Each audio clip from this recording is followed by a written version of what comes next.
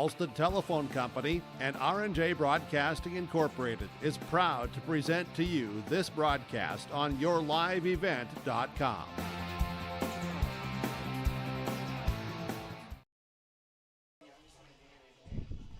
Good afternoon and welcome here to Valley Process Technologies Field in Casselton, North Dakota, as we're going to have a game here between two 13-year-old teams. The visiting Wahpeton team from down south is going against the Casselton Titans.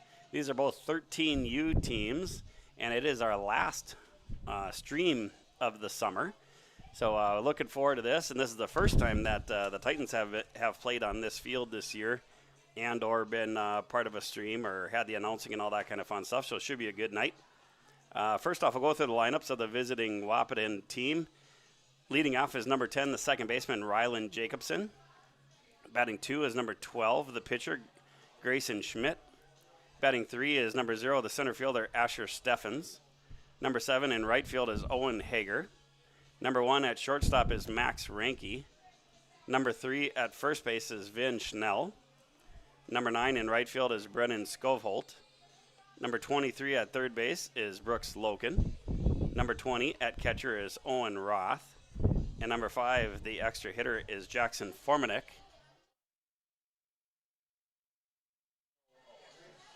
And the starters, or first off, the reserves for the home team Titans. Now they're playing two doubleheaders, so my guess is that everyone will kind of get a game here, and everyone will be able to start a game. But first off, the reserves are Connor Jeffrey, Bo Parisian, Porter Kingsley, Jackson Wilcox, Parker Ostrowski, Brennan Owen, Nolan Overland, and Connor Barstead.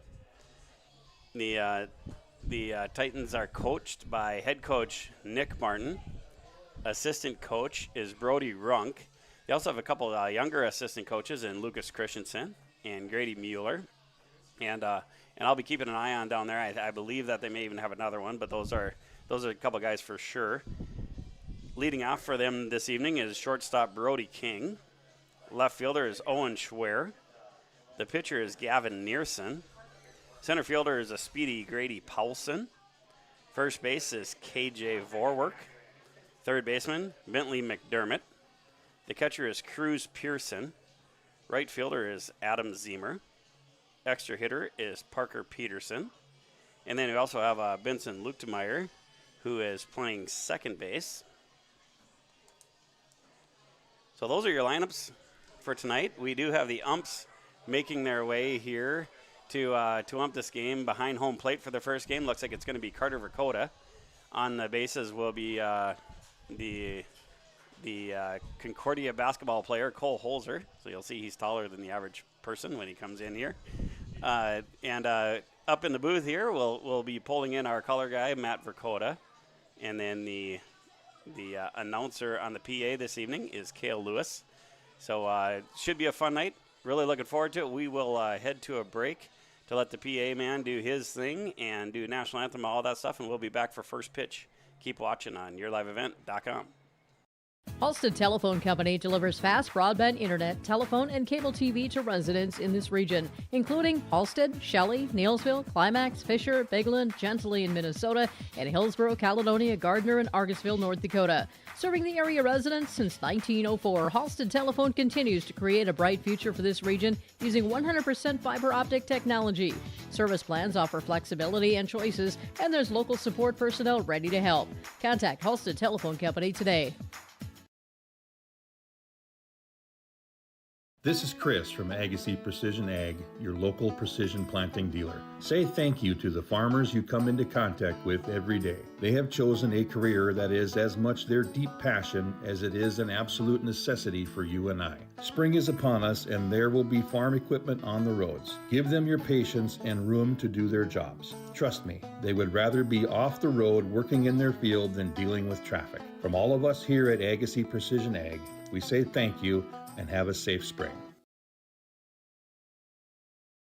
Farming today doesn't always feel the same way it used to. Then again, some of it feels all the same. Maybe it isn't so much the jobs that changed, but how they get done. Now that's a different story. Everything got bigger and smaller at the same time. Insurance, accounting, and taxes can get complicated, so you need someone who's looking to keep every dollar possible in your pocket. Ag Country.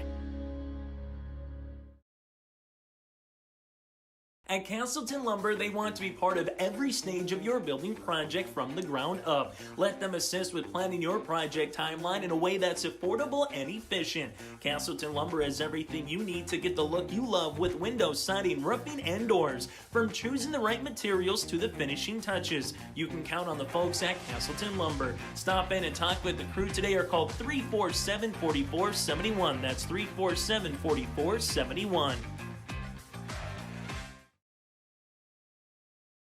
Casselton Parks and Recreation provides a wide range of programs, activities, and community events throughout the year. From parks, facilities, shelters, and outdoor spaces, they're perfect for gatherings, recreation, and enjoying a peaceful break in nature. Enjoy Cottonwood Golf Course for a fun and challenging round of golf for every skill level. To book a tee time or to find out more about Casselton Parks and Recreation, go online to CasseltonParks.com. That's CasseltonParks.com.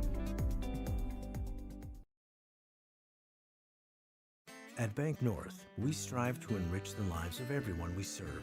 One transaction, one relationship, and one community at a time. We do it by supporting kids and schools, pitching in to help neighbors in need, partnering with rural businesses, and providing all the traditional and modern banking products and personalized lending services you expect from a reliable financial partner. Bank North, always true. Growers, prepare your fields and yields against the wet conditions today and beyond with the Drain Tile project from Chad's Excavating out of Mayville. Drain tiling will improve and increase your yield and land values for years to come. Chad's Excavating provides free detailed estimates, and with over 40 years of combined success, they provide professional installation and service. Call Chad today to prepare for your future and any questions that you might have. That's Chad's Excavating out of Mayville, helping farmers grow.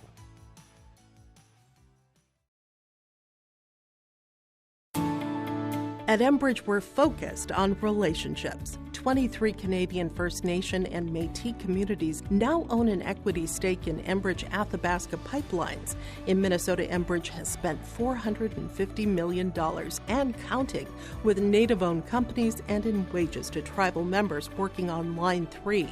Every day brings new collaborations, partnerships, and possibilities. Learn more at Enbridge.com. Homegrown local radio is now worldwide with 24-hour streaming. Download the RJ Radio app to hear local voices from local radio with KRJB, KRJM, and KKCQ 24 hours a day from anywhere. You can listen to your favorite programs like the RJ Family Morning Show, local news, farm markets, music, high school sports, church services, more from anywhere. KRJB, KRJM, and 96.7 KKCQ is streaming on the RJ Radio app. Download it to your device and take us with you wherever you go. Stay up to date all year long with your live event from our social platforms with X, Facebook, and YouTube. From the latest coaches show to watch game broadcasts back on demand from earlier in the season. Search your live event on YouTube and hit subscribe. Outside the three-point arc. Pick and pop here with Spaeth into the left side corner. Three, good. For the complete and most up-to-date schedule throughout the year, head to our website at yourliveevent.com. Partnership is a way of life here in the Northland.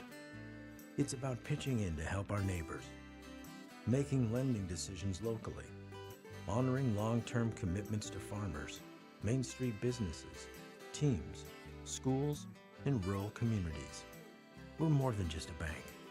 We're a community partner, working constantly and diligently to enrich the lives of everyone we serve. Bank North, always true. R&J Broadcasting Incorporated is accepting applications for a broadcast sales representative.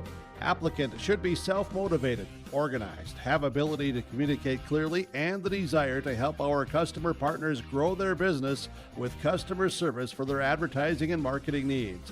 All experience levels are encouraged to apply. To apply, email your resume to apply@rjbroadcasting.com. R&J Broadcasting Incorporated is an equal opportunity employer. All right, we are back here. Once again, this is Wahpeton 13U game at Casselton Titans, who is the 13-year-old version of Casselton baseball here as well. I'm going to pull in my my cohort here and color man Matt Dakota. So Matt, you're president of the park board, and you've been a baseball liaison and a helper for a long time. You've had a couple kids coming up through the program. What do you think it means to these 13-year-olds to be playing on the big field for the first time and really getting their first chance at a home contest like this? This is huge. It's a great almost end to the season to come out on the big field and get kind of prepared for what's going to happen next year.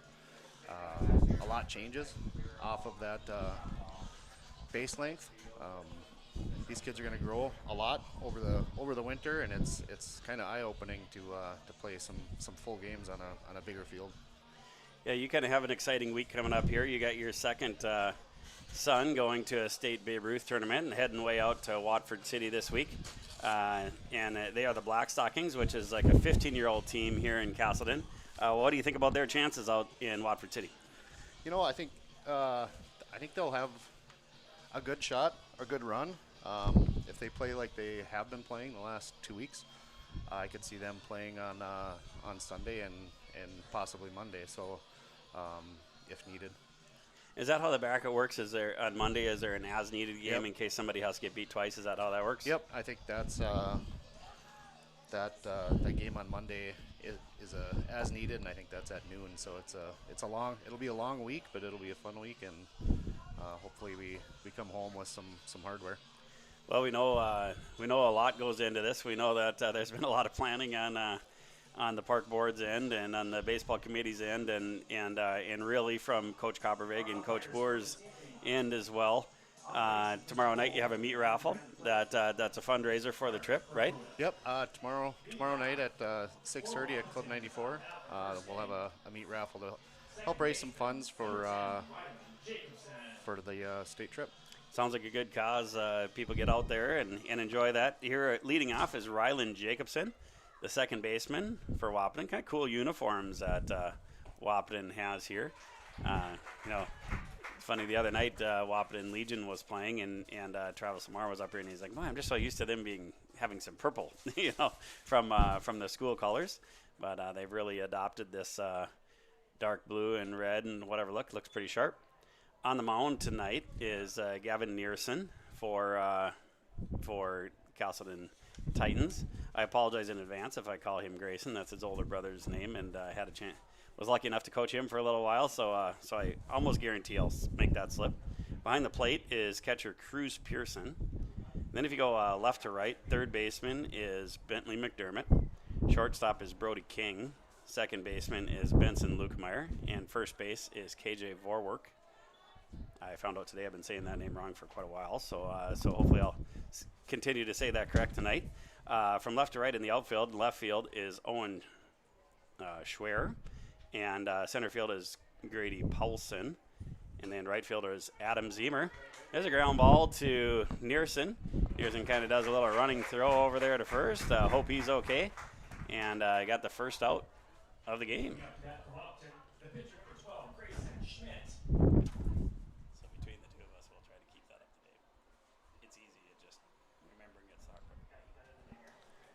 All right, so the second batter is the pitcher Grayson Schmidt. Nice job by Nearson getting the first out of the game there. And I believe these are going to be 2 5-inning affairs. Well, that ball's a hard shot to Bentley McDermott. Throws it over there.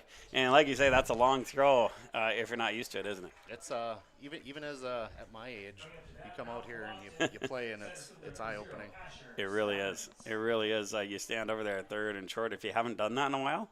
And that first base looks pretty small over there. And these guys, so they played on mostly 60-foot bases when they were 12, and some 70-foot depending on if they go to like a travel tournament or something like that. But this year they probably played mostly on 80-foot bases and 54-foot mounds. But then tonight they get a chance to play on the big field, and this field, of course, is the same dimensions as the pros play on. So they jump up quickly to 60 foot 6 inches on the mound, and then 90 foot for the bases. And so as you can imagine, this is as big as the field will ever feel for anybody when you are 13 or in the middle of that season, because you'll play some games on this size and some games on other ones. So there, that ball gets away, but nice hustle by Pearson to get over there. Got a runner in scoring position, and Asher Steffens, the left-hander, up. Yeah, so what's you've had 2 kids play the Titans level. What's some of the stuff that you remember from that age? A lot of games. Yeah. It's a really busy year. It is. It's a growing year for sure, and it was a good program change going to that 80-foot base path, because it's a huge jump going from 60 to 90, going from rookies to this age. So yeah, that's a nice transition size, nice transition year. Owen Hager coming up, the right fielder, and so how it works for the Titans is Wednesday nights they split the team evenly, and they only have 19 kids, so it gets pretty busy. They split the team evenly and have 2 teams in the Fargo League, so play lots of innings there. And they really haven't had to pull people up very often, so a really good job of the Titans' parents and kids showing up. And then Monday nights they sprinkle in some games that maybe look a little bit more what it's going to look like when they're 14 and 15, where you kind of go after the first game, and then the second game you make sure to reward some of the other guys that didn't get in the first game. And then they know what they try to do is you played one tournament. And there's a nice play by McDermott. Is he going to get 2? I think he got them both there. Double play to end the inning. Don't see that very often, especially at this level. Nice job by him. Just to finish that thought, they played one, I guess you'd call it a little more like bigger town competitive tournament heading up to Grand Forks.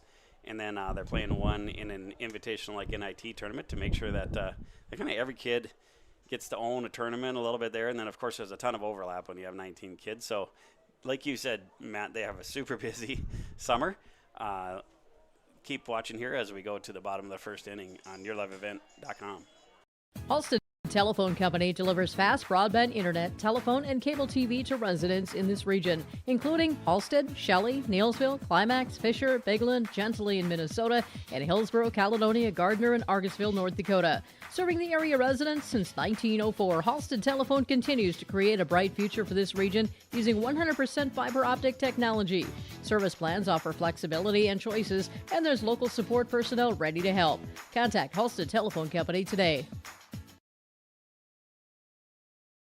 This is Chris from Agassiz Precision Ag, your local precision planting dealer. Say thank you to the farmers you come into contact with every day. They have chosen a career that is as much their deep passion as it is an absolute necessity for you and I. Spring is upon us and there will be farm equipment on the roads. Give them your patience and room to do their jobs. Trust me, they would rather be off the road working in their field than dealing with traffic. From all of us here at Agassiz Precision Ag, we say thank you and have a safe spring.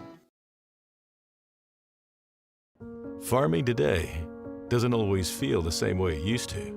Then again, some of it feels all the same. Maybe it isn't so much the jobs that changed, but how they get done. Now that's a different story. Everything got bigger and smaller at the same time. Insurance, accounting, and taxes can get complicated. So you need someone who's looking to keep every dollar possible in your pocket. Ag Country. At Casselton Lumber, they want to be part of every stage of your building project from the ground up. Let them assist with planning your project timeline in a way that's affordable and efficient. Casselton Lumber has everything you need to get the look you love with windows, siding, roofing, and doors. From choosing the right materials to the finishing touches, you can count on the folks at Casselton Lumber. Stop in and talk with the crew today or call 347-4471. That's 347-4471.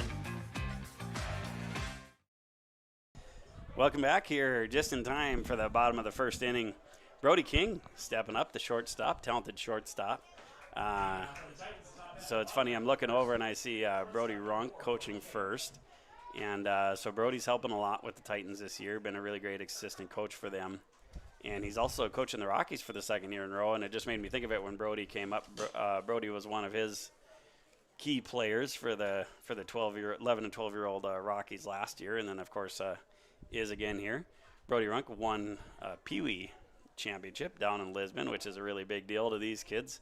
There's about 12 teams at each level, and his team kind of had a magic carpet ride one and won a bunch of close games and ended that. So fun to see that.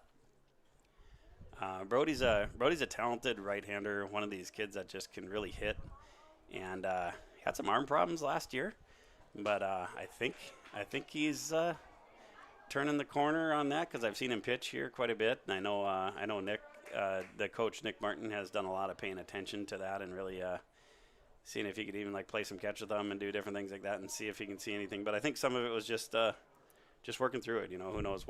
Who knows what caused it to begin with, but he's got a good motion and all that. So I don't think there's anything too alarming there. There he hits one ground ball there to the third baseman, and he's gonna mishandle that maybe a little bit. That's Brooks Loken over there at third base. Nice job. I think everybody, getting used to the new playing conditions here and getting past the nerves of the beginning of the game. So yeah, we talked a lot about the differences on defense. What do you think some of the differences are on offense of jumping to the big field? It's anything that would land in the outfield is touching second base, on these. So it's tough. It's hard to read a ball. It's hard to even on offense. It's hard to gauge, when to come off the bag. Yeah, I think about if you just this is Owen Schwer batting now, the left fielder. If you do the measurements, you kind of think of that, they're used to playing on 200-foot bases, so when they had the huge hits just a year ago and it's like a one hopper to the fence in the gap, that's barely getting over the shortstop at this level. That could be really tricky. Nice catch there by the second baseman. And that is Ryan Jacobson over there at second. So we have one out. Guy at second with Gavin Nearson. Gavin Nearson's one of these kids. He's got a really nice swing. Kind of one of these kids that almost, I think he's definitely put some time in and all that stuff, but I think he almost naturally just has a really good swing. One of those where you're a little smarter when he's coming through, just like, okay, we're not going to mess with that. Obviously there's things that you tweak and there's things that you do, but there's certain things that he does naturally that you definitely don't want to mess with. Okay, so nice job moving up to third base there by King. Now we're sitting at one out with a runner at third base. King's a savvy player. He's gonna be looking for any chance he can get to score that run. Boy, that ball is hit hard by Nearson, and that is gonna be fair. He's running first base. We'll see how far he can get there, because that did get all the way to the fence now.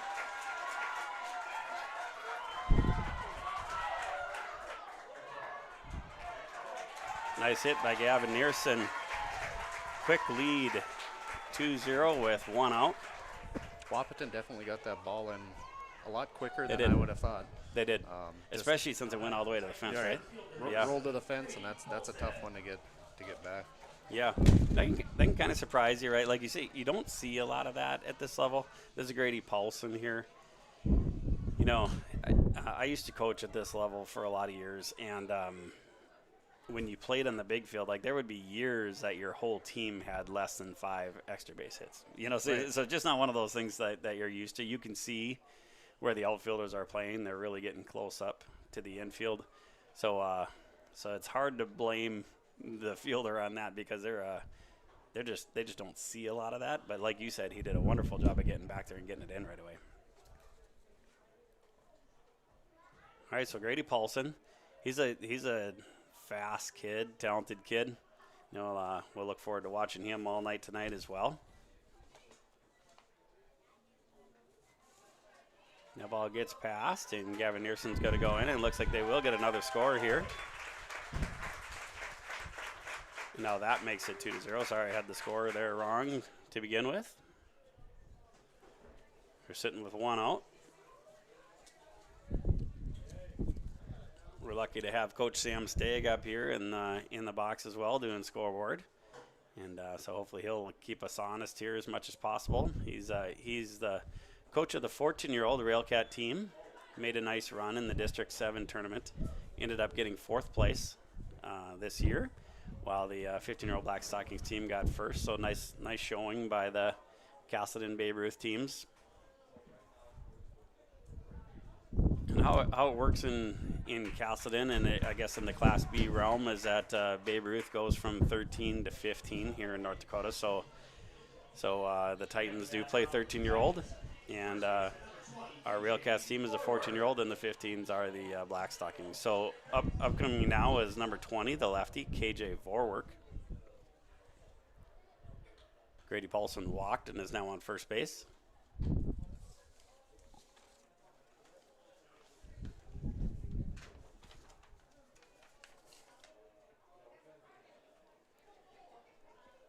So we did ask the boys for some insight on them, to see kind of in their words what some special things in their lives are. So one of the things that KJ said is his favorite baseball memory is when his grandpa came to one of their practices and helped everybody get better. Pretty cool fact, his dad was drafted by the Twins, or his grandpa was drafted by the Twins back in the day. So he probably knows a thing or two of what he's talking about. And I do believe last year for the State Legion that we hosted, he donated game balls. Baseballs, that's right. That's 100% right, yeah. Very grateful for that. Super generous donation. And great point. There's a pop fly. And that is just going to be out of the reach of the catcher, pitcher, and third baseman. All three of them, wonderful hustle. I thought they did a really nice job there. And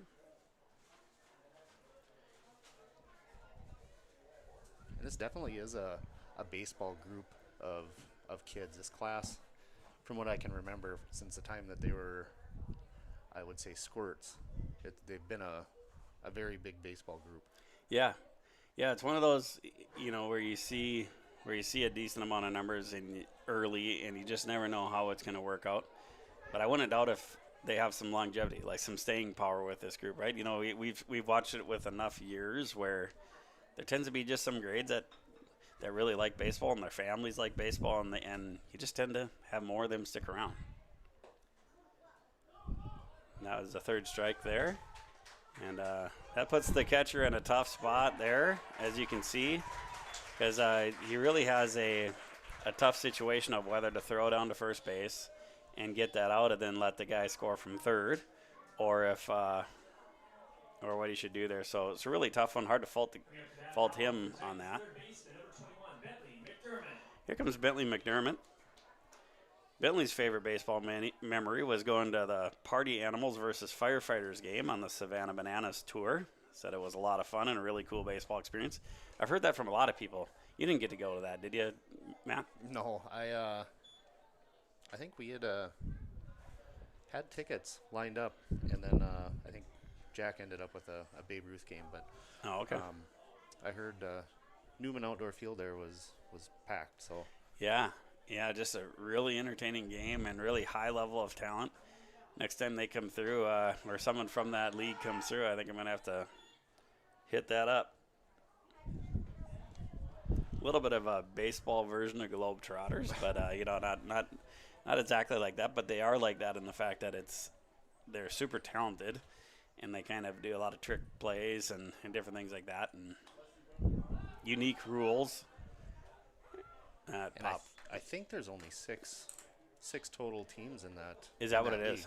Okay, that's what it is. And it wasn't too long ago where you really heard a lot about the Savannah Bananas, and I don't know if at that time it was just them or if they just happened to be the most popular one. I guess I don't know a lot about it. I think that's who started it. I think they ended up just playing themselves, and they got a following, and will probably continue to grow every year. Yeah, for sure. For sure, it's definitely they found something, because obviously there's a lot of interest in it. There, nice job by Paulson showing off some of that speed that we talked about. Getting that, and then also a nice job there by is that I think that is Vorwerk there behind him doing a really nice job moving up to third there. Sometimes you'll see the runner stranded there, especially at the younger ages. You'll see him kind of stay at their base even when the person in front of him took off. But KJ's a really good, really smart baseball player. Been around the game a lot throughout his young life. So takes advantage of that.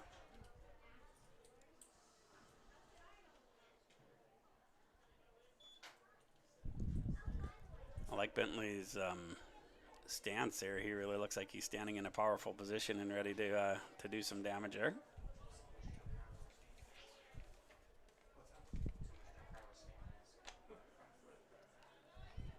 There he took the walk, and he'll head down to first base. So yeah, a lot of exciting things going on this week. Our top team, the Haymakers, are going to start their East Region tournament at Staryon Field in Fargo. Post 400 always does a wonderful job of hosting and running tournaments, and have one of the best facilities in the region. Our Junior Legion team, so our second Legion team, is heading up to Grand Forks for the state tournament. And then, like we say, the Black Stockings are heading out to Watford City. There's a few Rail Cats from our 14-year-old team that's moving up to the Junior Legion team because the teams are cut pretty tight where, you through injury and vacations and different things like that happening, are really down to about 10, 11, or 12 kids a team at that Legion level. So you needed a few guys to come up and help out. And that's always huge, bringing up younger guys, even if they don't get in a ton. It's the experience that they get and just watching that next level gets them ready for the next season. It's a big deal, isn't it? It's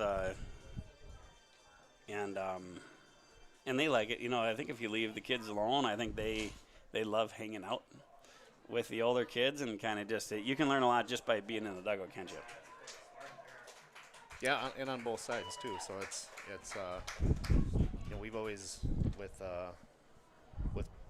both Jack and Carter's group growing up, always going to games and saying, hey, watch your position and see every single time what can you be doing.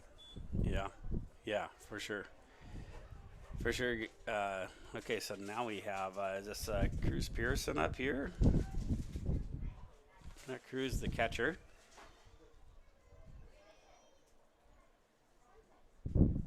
Yeah, Cruz has quite a few brothers at home. What are they? They have six total boys in that family. His older brother Kale was a catcher, and Cruz has kind of followed in his footsteps. So really has tried to emulate him in some ways. I know Kale coached him a couple years ago in the Pee Wee rookie realm, and I'm sure has coached him plenty at home. Well, and Kemper played all the way through. Yeah, totally. Yeah, high school and mostly Legion, I think, almost all the way through for Legion.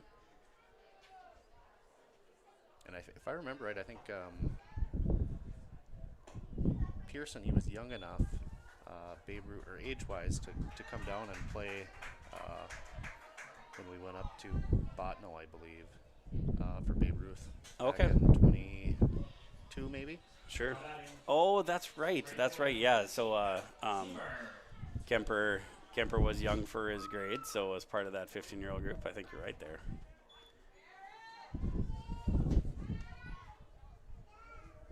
Here comes Adam Zemer. Coming to find out that all these baseball years kind of blend together, and it's hard to remember. Isn't that the truth? That's a nice Boy, that ball was hit well to center field, but nice catch. Oh, they might get a double play out of this thing, and they will. Nice double play there for Wahpeton. Nice heads-up play by the center fielder as well as the shortstop. So your center fielder there is Asher Steffens, and the shortstop was Max Ranke. You could see him right away calling for it and looking at it, and I think Steffens knew about it right away too. But a really good-looking swing there by Zemer. Keep watching here as we go to the top of the second inning here on YourLiveEvent.com. Casselton Parks and Recreation provides a wide range of programs, activities, and community events throughout the year. From parks, facilities, shelters, and outdoor spaces, they're perfect for gatherings, recreation, and enjoying a peaceful break in nature. Enjoy Cottonwood Golf Course for a fun and challenging round of golf for every skill level. To book a tee time or to find out more about Casselton Parks and Recreation, go online to CasseltonParks.com. That's CasseltonParks.com. At Bank North, we strive to enrich the lives of everyone we serve. One transaction, one relationship, and one community at a time. We do it by supporting kids and schools, pitching in to help neighbors in need, partnering with rural businesses, and providing all the traditional and modern banking products and personalized lending services you expect from a reliable financial partner. Bank North, always true. Growers, prepare your fields and yields against the wet conditions today and beyond with the Drain Tile Project from Chad's Excavating out of Mayville. Drain tiling will improve and increase your yield and land values for years to come. Chad's Excavating provides free detailed estimates, and with over 40 years of combined success, they provide professional installation and service. Call Chad today to prepare for your future and any questions that you might have. That's Chad's Excavating out of Mayville, helping farmers grow.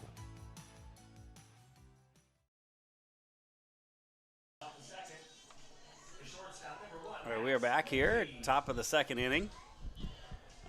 Right after that really nice play there in center field here, or at shortstop, I should say there. It looks like Max Reinke coming up to the plate, number 1. I think they're going to challenge our eyes a little bit to see the numbers on these jerseys. What do you think, Matt? They're tough. They some of those, the same thing with the memory. The eyes start to go with age too, and it's getting tougher and tougher. Yeah, isn't that the truth? Isn't that the truth? And then you get glasses to help out with that, and then the glasses fog up or get too hot and slide down. It's fun getting old, isn't it? Little hit by pitch there by Nearson. Reinke's going to start off on first base. And he'll be followed by Finn Schnell, the first baseman. Nice crowd here tonight. And it's, you definitely can say, well, there's 19 people there. Of course there's going to be a lot of folks, but it looks like there's a lot of people that aren't necessarily tied directly to their families either. So kind of fun to see the different levels and friends and family come out and check out this game.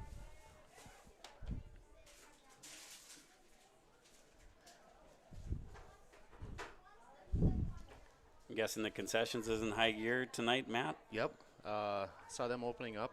It's kind of a weird time of year. It's softball's winding down, baseball's winding down. Yeah. Or softball might be over. I think they're done. I think done. just this last weekend they had a really successful 14U tournament at I think it's the Red River Rage up north of Fargo. Quite a few teams, really high level. They won the first 3 games and got into the gold bracket, got in the top bracket, and lost 4-2 to Dakota Selects, which is a travel team, kind of a put together team like that, and had a really good game there. And the way the second day works, I guess, is you play until you lose. So they could have played up to 3 games there, and if you won 3 games, you'd win the whole thing. But the first one yesterday lost to a really talented Dakota Selects team, and that Dakota Selects team ended up winning the whole tournament. So nice showing, and that's all Casselton. That's just an all Casselton 14 and under team. So pretty cool program that they got going on there. All right, so now this is a Brennan Skolholt, right fielder, number 9. Looks like Wahpeton might have something brewing here, Matt, right? Yeah, runner on first and second. No outs. This could be a big turning point for them. It almost felt like maybe that was a bigger inning than 3 runs for Casselton, but of course that double play to end it was huge. But that can turn around in a hurry once it's such a big thing at every level, but I think it's even more at the lower levels. Like, boy, if you can throw strikes and you can keep the forces, it can be really hard to score. But once you can start letting those things happen, people can score in bunches.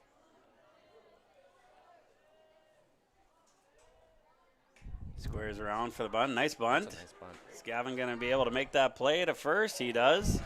Nice stretch by Vorwerk over there as well. So we got runners on second and third, one out. One of those plays where both coaches are happy. They got exactly what they wanted out of the deal, you know, and then if you're Wahpeton, you're like, yeah, who knows, maybe they'll throw it up the line and we get even more. Maybe you luck out on the Casselton side and you get a pop-up or someone kind of bunts through it, but really everyone did their job on that play, and then that's how it's supposed to work. Brooks Loken, third baseman, stepping to the plate here with 2 runners in scoring position for Wahpeton.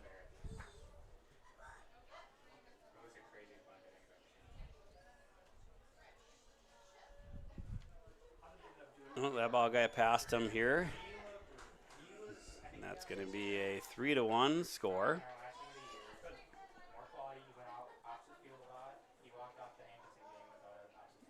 Almost looked like Cruz had to take a second look to see if he had actually got that. And then and once he realized it, did a nice job of hustling back and getting it. So runner on third here, 1 out. Hanging on to a 3-1 lead.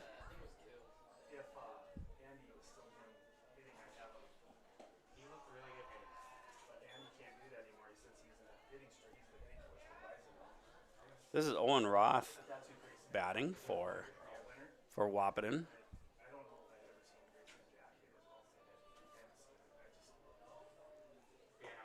Nice right down Broadway there. You know, it's fun to play towns like Wahpeton. You know, at our top level, they're in our league, and you really think Casselton, we're lucky in that league to be right in the middle of the different towns. You know, you have towns like Kindred in there, and then you have the Devil's Lakes, and you have the Wahpetons, and just really good competition. So it's fun to see that here. And Wahpeton's always had a very good program down there. It's very put together, and they seem to produce good teams year after year. Absolutely. Chris Kappas, coaching at the top level there, does a wonderful job, and they really seem to do some cool things. I like the fact that over July 4th they'll play that Breckenridge game, and everyone comes out on the 4th and watches some baseball, plays some baseball. It's a cool tradition that probably doesn't work in every town, but fun to see that it works there.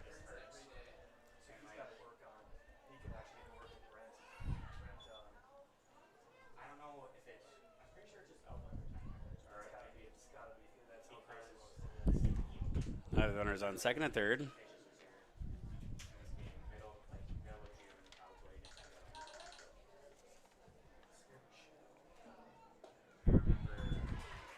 Here's a nice pitch by Nearson.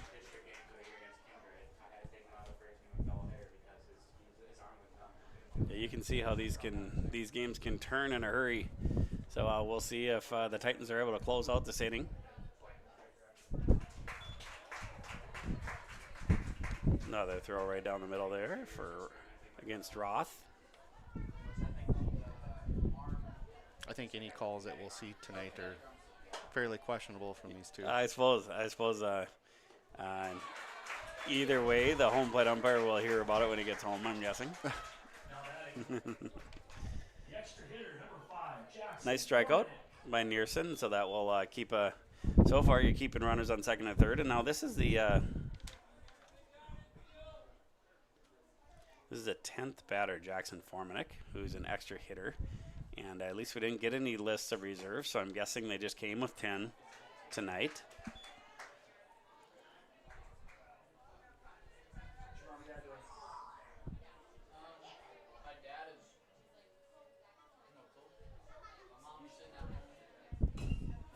There, pop fly there, right to the back, hit the fence behind home plate.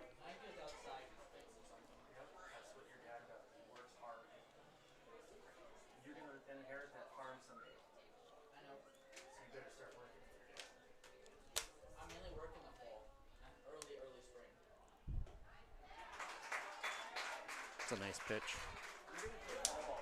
It's like you said, if you can throw strikes and have your defense work behind you, it's huge. Absolutely.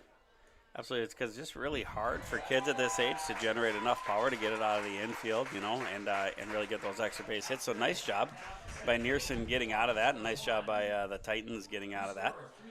That's going to move us to the bottom of the second inning with Titans holding the narrow lead 3-1 over Wahpeton.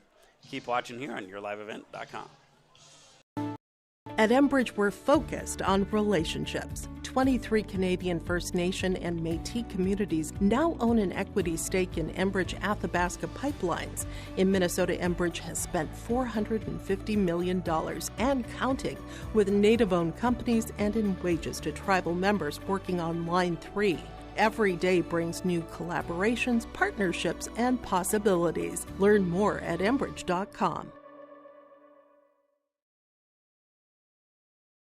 Homegrown local radio is now worldwide with 24-hour streaming. Download the RJ Radio app to hear local voices from local radio with KRJB, KRJM, and KKCQ 24 hours a day from anywhere. You can listen to your favorite programs like the RJ Family Morning Show, local news, farm markets, music, high school sports, church services, more from anywhere. KRJB, KRJM, and 96.7 KKCQ is streaming on the RJ Radio app. Download it to your device and take us with you wherever you go. All right, welcome back here. We're in the bottom of the second inning as we see Coach Nick Martin making his way over to the third base coach's box. I know he's a little under the weather, so he said he's going to let Brody take a little more of the reins tonight, and that he would try to keep his distance from the kids a little bit more. But knowing Nick and knowing his passion for the team and in the game, I'm guessing he's leading plenty today. It's this spring. It was fun to watch. The snow had just come off the ground, and him and Brody were out with these guys working on doing some fielding, and they got out there real early this year, which is awesome to see. Yeah, it's fun to see, and how it works here. The head coaches, they make the same whether they go out there a bunch or not. So it's fun to see the coaches that just really care and spend a lot of time there. And I know you mentioned that right away when you saw him. You're like, man, I love seeing these coaches just do that all the time. So shortstop Max Reinke now in, and the extra hitter is Parker Peterson, number 1. Another guy who's had some older brother come through, and actually his brother Brady has done a lot of announcing or Your Live event for us this year. So fun to see him. Fun to see the younger version now, I guess. So Parker's favorite baseball memory is hitting a triple. They call that the most exciting play in baseball, and that's his. So fun little memory for Parker.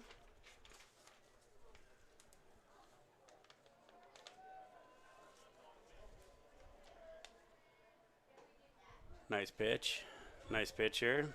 Also a little bit fun to see, at least so far, that Wahpeton's trying out a few new pitchers. I'm sure it's not only a thrill for the Casselton team, I'm sure it's a thrill for them as well. I'm sure they get, last pick for their John Randall Field down there as well, so they probably don't play on their main field too often. In fact, I remember going down there with the Titans and watching the Titans when they went down there this year. They play over in the field by the airport, which is plenty good.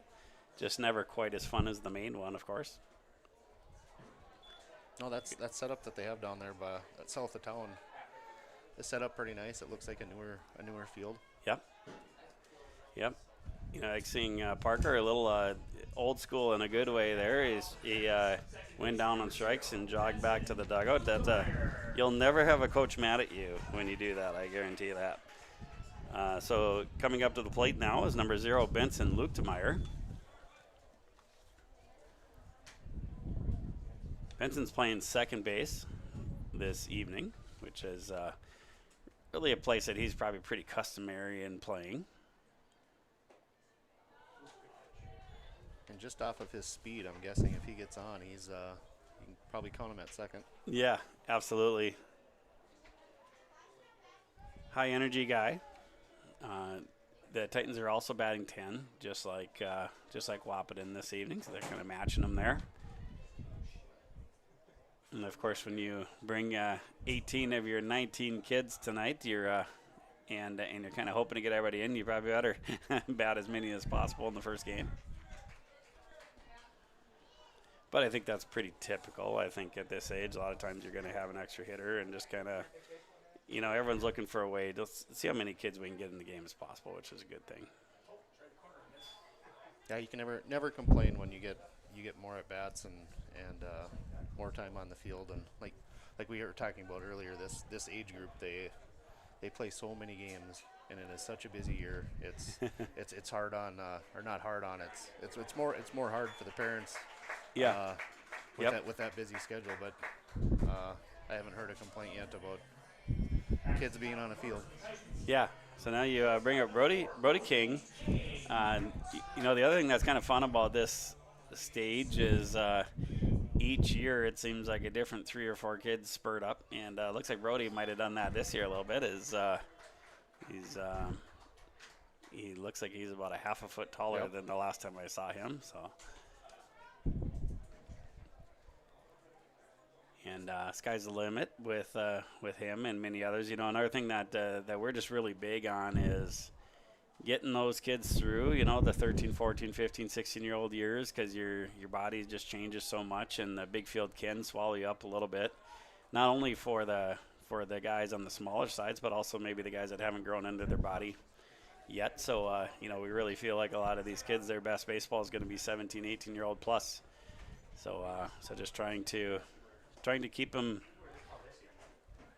going and active and really doing productive things during idle times is a big part of it too. And I know you've been a huge supporter of that, Matt. It's huge. It's if there's kids that show up and play, you're on a team, and if we have too many kids, we create a new team. So it's like you said, some of those kids, they might not hit that peak until 17 or 18, but we've seen it before in the past here where we wouldn't have won state championships without that 17 or 18-year-old that stayed with it. So it's huge. Yeah, you kind of, there can be certain ages where you put as much time as possible, and it just doesn't matter because or I shouldn't say it doesn't matter. The people at your same age just happen to be bigger, faster, stronger, sometimes just purely because of where they're at in their body growth. But once you start getting older, then it's kind of who wants to put in more time, who wants to get better. And boy, that's a hard hit. But it looks like the shortstop's going to make another great play. Stick a pin in that one if Wahpeton wins this one. That play with Ranke to Jacobson, maybe an early favorite for the Agassiz Precision play of the game. Not only did the shortstop Ranke make a wonderful play, you could see Jacobson right away on his way over and got the double play. Boy, that's a tough one for the runner. And all you can do is tip your cap to a really nice play. So we're going to move to the top of the third inning. Keep watching here on yourliveevent.com. Stay up today all year long with your live event from our social platforms with X, Facebook, and YouTube. From the latest coaches show to watch game broadcasts back on demand from earlier in the season. Search Your Live Event on YouTube and hit subscribe. Outside the three-point arc. Pick and pop here with Spaeth into the left side corner. 3, good. For the complete and most up-to-date schedule throughout the year, head to our website at yourliveevent.com. Partnership is a way of life here in the Northland. It's about pitching in to help our neighbors, making lending decisions locally, honoring long-term commitments to farmers, Main Street businesses, teams, schools, and rural communities. We're more than just a bank. We're a community partner, working constantly and diligently to enrich the lives of everyone we serve. Bank North, always true. All right, we are back. And a little check-in with Gavin. He's got 2 innings pitched. He's given up 1 earned run, 3 walks, and 2 strikeouts. Only thrown 35 pitches so far. I say only. I suppose that average is decent. It starts getting dangerous when you start getting into the 25 to 30 and up pitches per game. So you really like to keep it in that 10 to 15 to 20. Wahpeton is back to the leadoff hitter with Rylan Jacobson. So when will you be heading out to Watford City, Matt? So I believe the bus leaves at 11. They have to be there at 6 o'clock for a team meal that they do at the Rough Rider Center there. No. I Beautiful think place. Oh, it's a nice facility. It's the field's kind of on the edge of a hill, so it looks like it kind of just drifts away. But yeah, we're heading there right after work on Wednesday. Okay. Got your hotel rooms booked, hopefully? Yes. That's good. We're not going to have a repeat of Sioux Falls. Well, that's good. Yeah, we've had some decent times out in Watford City, I would say, together. They we've talked about earlier, the 2022 Legion State Championship was out there, and that was a long and fun week. You know, it can I think it was always good when those things end because you have spent enough money for a while.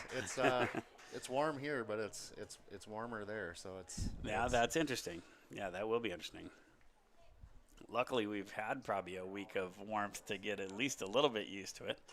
But yeah, that is interesting that it's even warmer to the west. Nice play there by KJ Vorwerk. He's a really talented first baseman, and of course he's one of these guys that throws lefty, so you're a little bit limited realistically in going far. Now we've had some really great catchers here that have been left-handed, but for the most part, you're really relegated to first base or the outfield. And luckily for KJ, he's a phenomenal first baseman. Yeah, that was a heads-up play by second baseman coming over to cover that, In case KJ wasn't able to get the tag. Yeah, you love seeing Benson. He's just he's an Energizer bunny out there, and he's really a positive kid, a really good teammate, and I think he's always going to do the right thing, and you know, really one of those coach's dreams type of kids.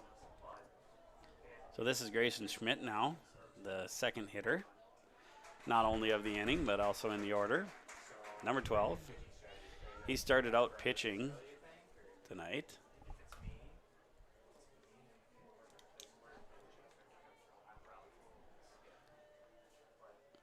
Well, come to think of it, I don't think that was Rinke who made that great play at short, because I think he's pitching now, so I'll have to figure out who that was. Nice play by Nearson, another nice play by Vorwerk as he spins it around the horn. That's the hey, good job, coach. Nice job by the Wahpeton coach there. They did a little throw it around the horn that got past the third baseman, and that's a 13-year-old coach that knows what he's doing. He stopped that one and sent it back for them. All right, now we have Asher Steffens, left-hander. Number 0 for Wahpeton. 2 quick outs here for Nearson. That's outside over in the batter's box there. Yeah, you gave a little joke about the umpires, because of course your son is humping behind home plate tonight, and one of his best friends who you've spent a lot of time following and watching is Cole Holzer out there on first. Yeah, two guys that have both been in the baseball program, a lot of other sports in town here, so it's fun to watch these guys stick with it, that had a love for the game, make some extra money, and still find a way to be involved. Yeah, we love having them involved. Carter is one of the guys that's going to be spending a lot of time umping at the State 10U tournament that we're going to have here in a couple weeks, and he's really taken to it. You know, he's a little bit, do a little here, do a little there, and then all of a sudden about halfway through the summer he's like, hey, this is something that can get better. And I think what's fun is when you watch him, he does something a little bit different each time. I think he's really taken to it and really improving each time, and listening to the guys that did a lot before him. So it's fun to watch these two guys doing that. All right, so here comes number 7, Owen Hager, right fielder. It's a bigger looking kid and has a runner in scoring position here. Nice pitch in the outside corner there, as called by Carter.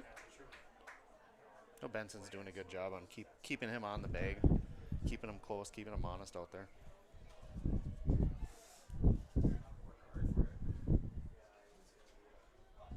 Dancing there over by second.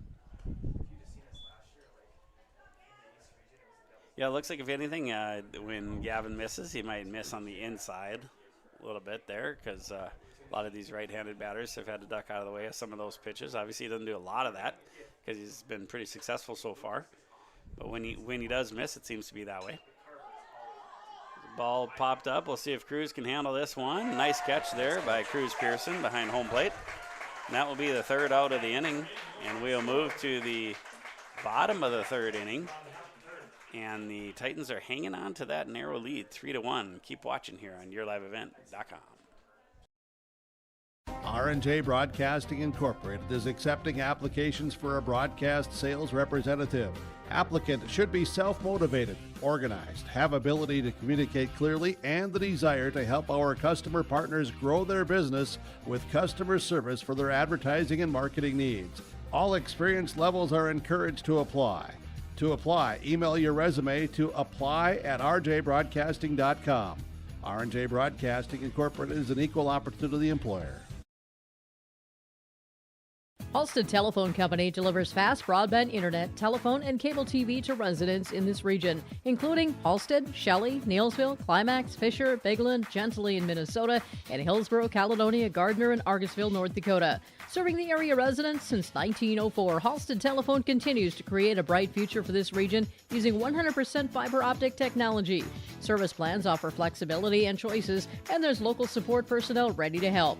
Contact Halstead Telephone Company today.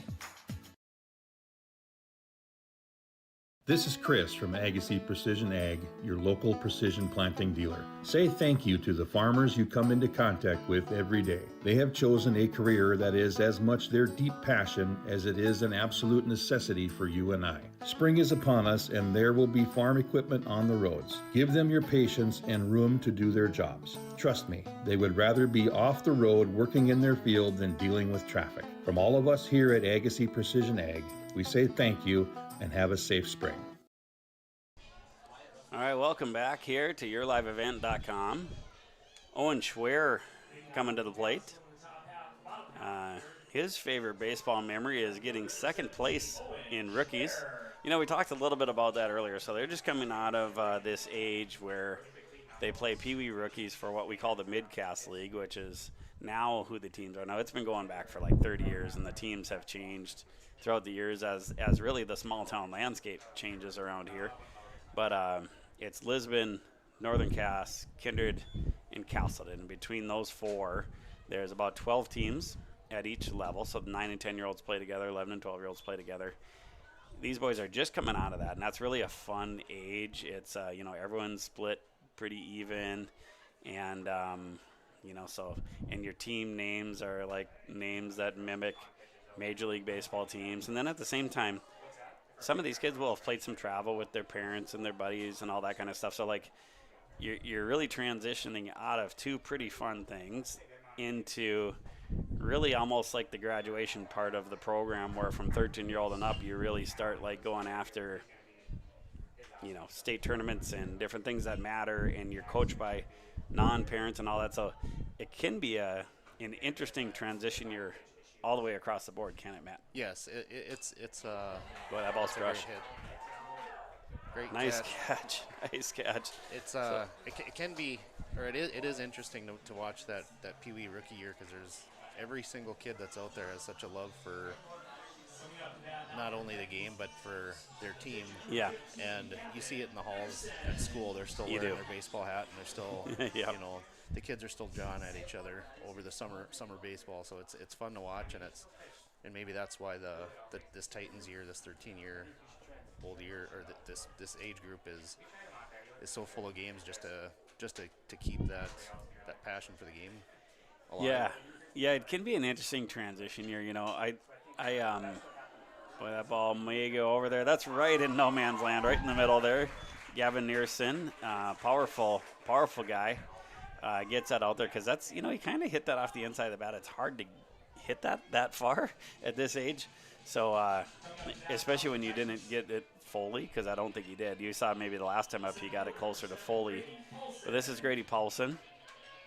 Yeah, I think really through no fault of anybody's, it just sets up the Titans coach for a big job, because you have all the things that we mentioned, and then on top of that, at 13, you really have to try to implement as many of the baseball rules as possible, because it's the first year playing fully on the big field.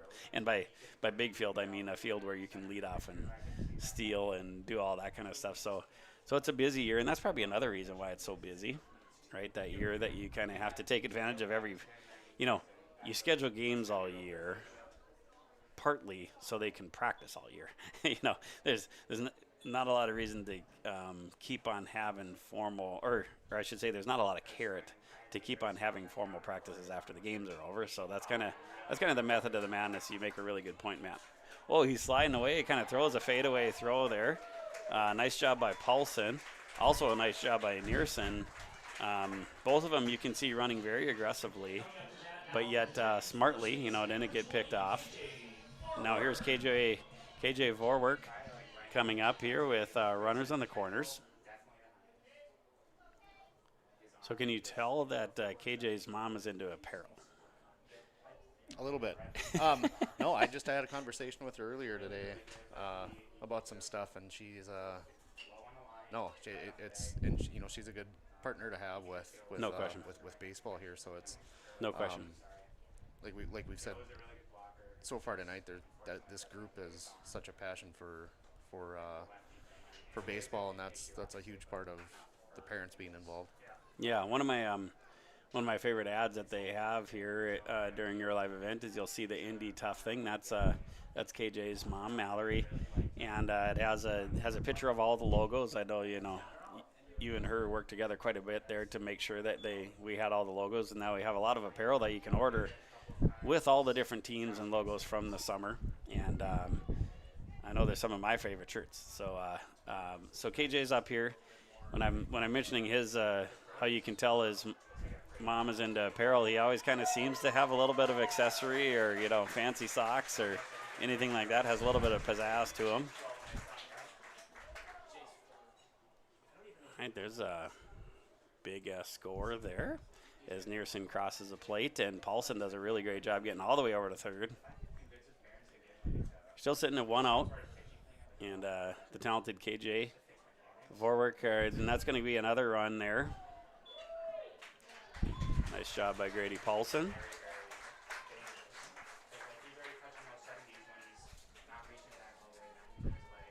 So yeah, KJ, his favorite part of the season is playing baseball with my best friends.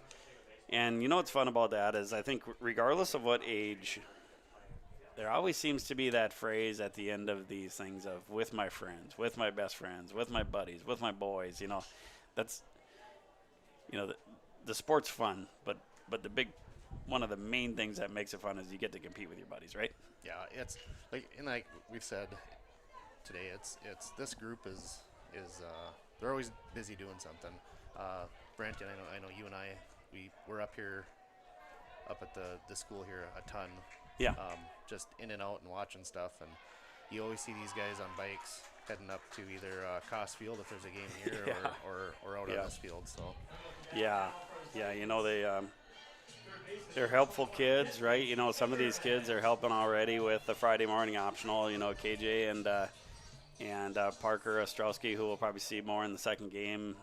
There's just a lot of kids that like baseball and want to do it, and I foresee more and more of these kids getting very involved doing that. Here's Bentley McDermott. So his favorite part of the season was the home run derby after the Moms versus Sons game. Everyone was having fun, and it was a great way to end the day. So a little fun. I'm not sure which age they did that at, but sounds like a fun little event that they put on. I think they did that last week. Oh, okay, so it was recent. Out on Diamond 2, and I wish, I think we were in Kindred for Babe Ruth. Oh, okay. Or else that would have been fun to go out. I heard there were some interesting rules. I can imagine.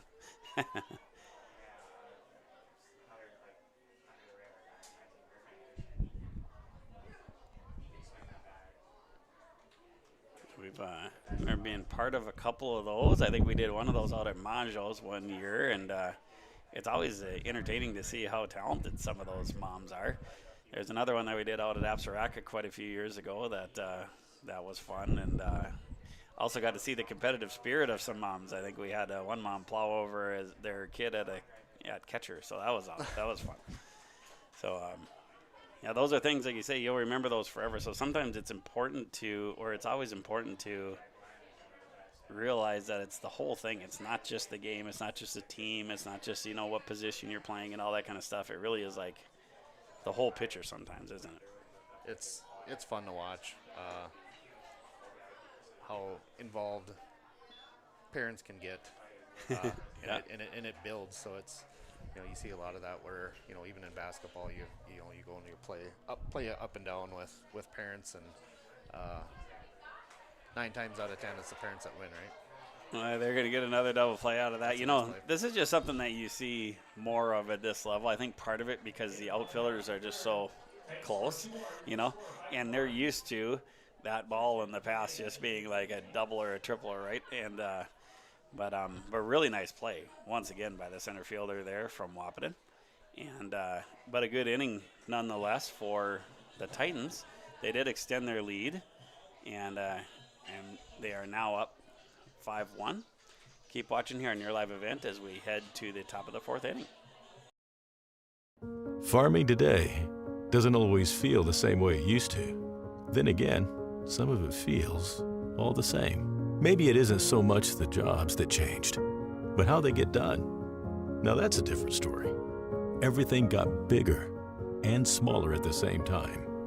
Insurance, accounting, and taxes can get complicated, so you need someone who's looking to keep every dollar possible in your pocket.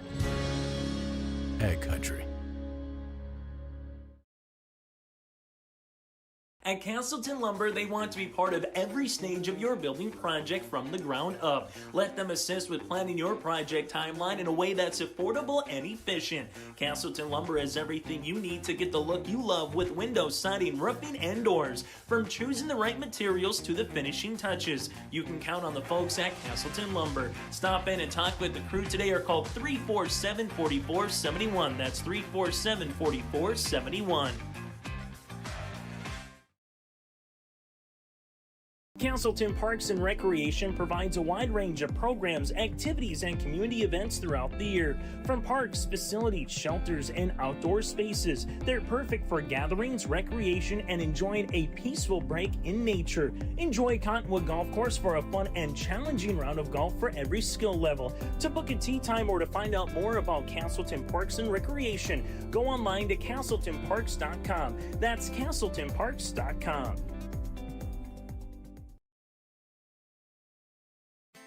Old Pro. They got 4 up in the top half of the 4th. Position number 1, Max Frankie. All right, we are back. Welcome back here as we go to the 4th inning. And Max Ranke coming to plate here for Wahpeton, which that puts them at 5-6-7 here. Gavin Nearson still pitching up to about the 52 pitch mark. All right, there's Benson. Benson made that look pretty easy, didn't he? He's he scooted over 2 feet, and even then, even those easy ones sometimes are a lot of adrenaline coming at you, and you no question bounce off the top of the glove. Yeah, I mean everything about this environment is different than what you're used to, right? And but it also can be an advantage, like you talked about, of all those games and practices. They seem to be getting comfortable here. Finn Schnell, first baseman. So here's one for you. I'm going to really make you think, and I'm going to put you on the spot, Matt. Okay. So you've had you got your second kid coming through at 15, and you've had another one that's kind of been able to get through the whole system and probably had a chance for not only him but you to reflect a little bit.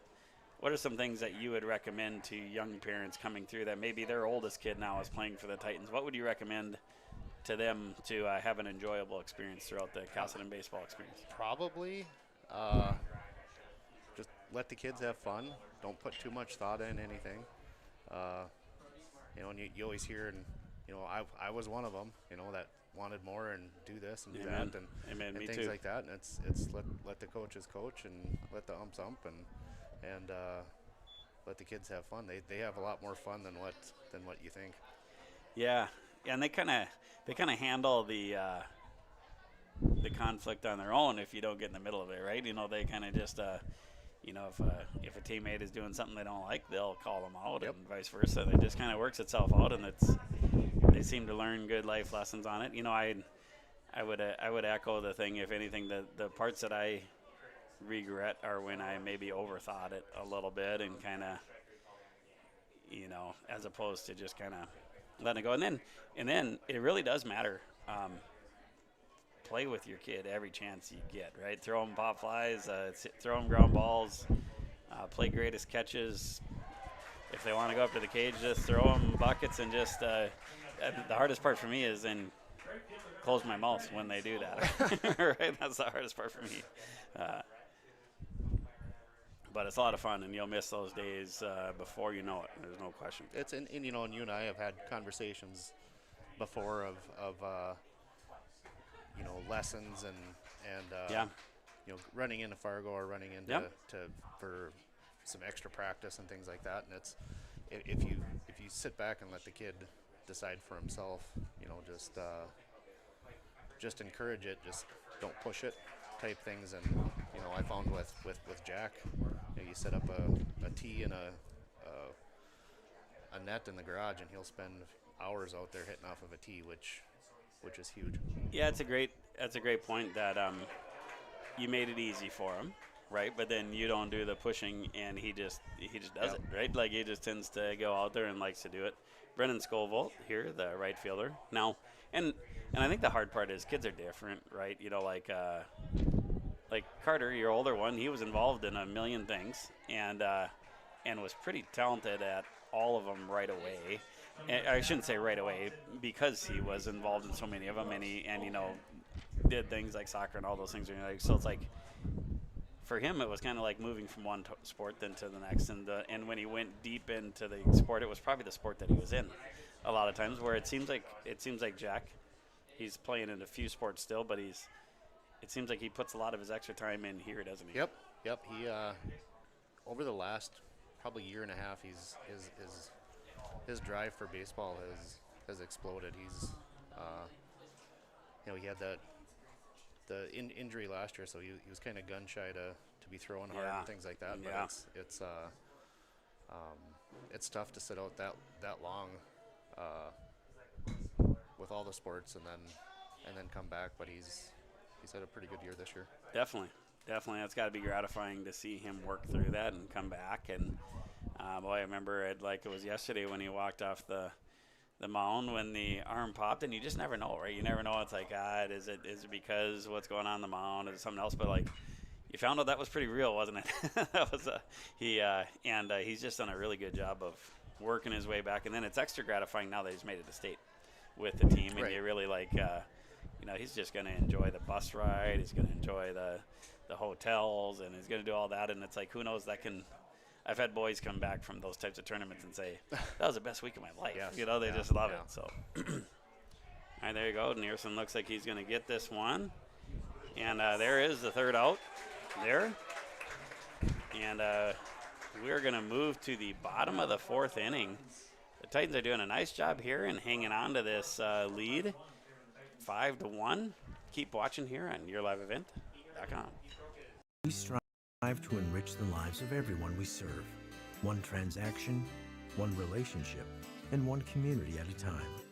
We do it by supporting kids and schools, pitching in to help neighbors in need, partnering with rural businesses, and providing all the traditional and modern banking products and personalized lending services you expect from a reliable financial partner. Bank North, always true. Growers, prepare your fields and yields against the wet conditions today and beyond with the Drain Tile project from Chad's Excavating out of Mayville. Drain tiling will improve and increase your yield and land values for years to come. Chad's Excavating provides free detailed estimates, and with over 40 years of combined success, they provide professional installation and service. Call Chad today to prepare for your future and any questions that you might have. That's Chad's Excavating out of Mayville, helping farmers grow.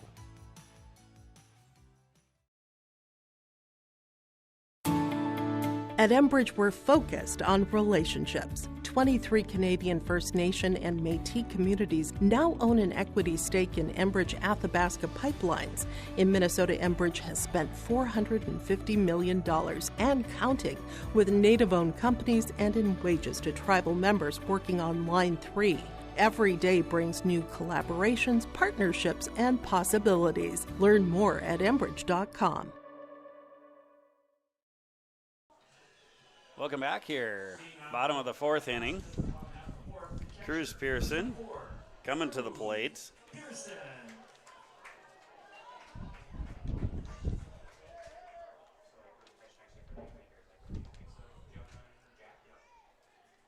Yeah, Cruz is off the field. Thing that he loves to do when he's not playing baseball is golfing. Yeah. You see him out of the course quite a bit, I get that. I'm not out a whole lot, but April shares a few stories once in a while about life on the course. Yeah, I bet. That's that's something that we're really lucky to have here in town. And obviously, as a president of the park board, you guys play a huge role in the golf course out there. But something that I think is really cool in Casselton is that Cottonwood Golf Course and the people that are in charge there really embraced kids golfing a long time ago, and that's not typical for every town. And what's really cool about that is I remember Carter, who's umping tonight, like that age group, they were at the early stages of that, and by the time they got to high school, they had really good golf teams under the late Mike Jacobson, and now Coach Raisler has continued that. And there's just a lot of kids that golf now, and I think it really has started a lot due to that. There's just a lot of kids that's what they do in the summer. They spend a lot of time at the golf course. But just think about that. If you're shooing them away from the golf course, you don't have that many kids falling in love with the game, and you don't have that many good golfers when they're growing up, right? And in 15 years, you don't have that future revenue coming in. That too. It's a good business decision too, isn't it? Yeah, great point. So Adam Zemer, right fielder, number 13 coming up. Adam Zemer. So his favorite baseball memory is becoming more confident in his hitting. So that's kind of fun. I'd love to drill in a little more to that question. He's also one of these boys that willing to help in any way. He'd like to get involved and help coach more and do different things like that. So no question in my mind he's going to be that guy that does that here in the future.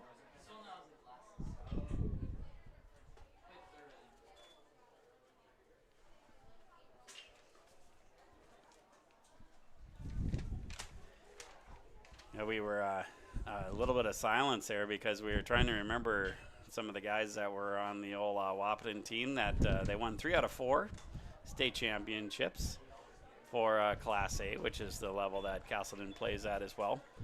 And that was under Coach Kappas, and his son Caden Kappas was one of the really good players there. Jackson Fleeflet was another really good player behind catcher. We were trying to remember all the different names, and now that core group is playing some amateur ball, much like Casselton has a lot of guys playing amateur ball, and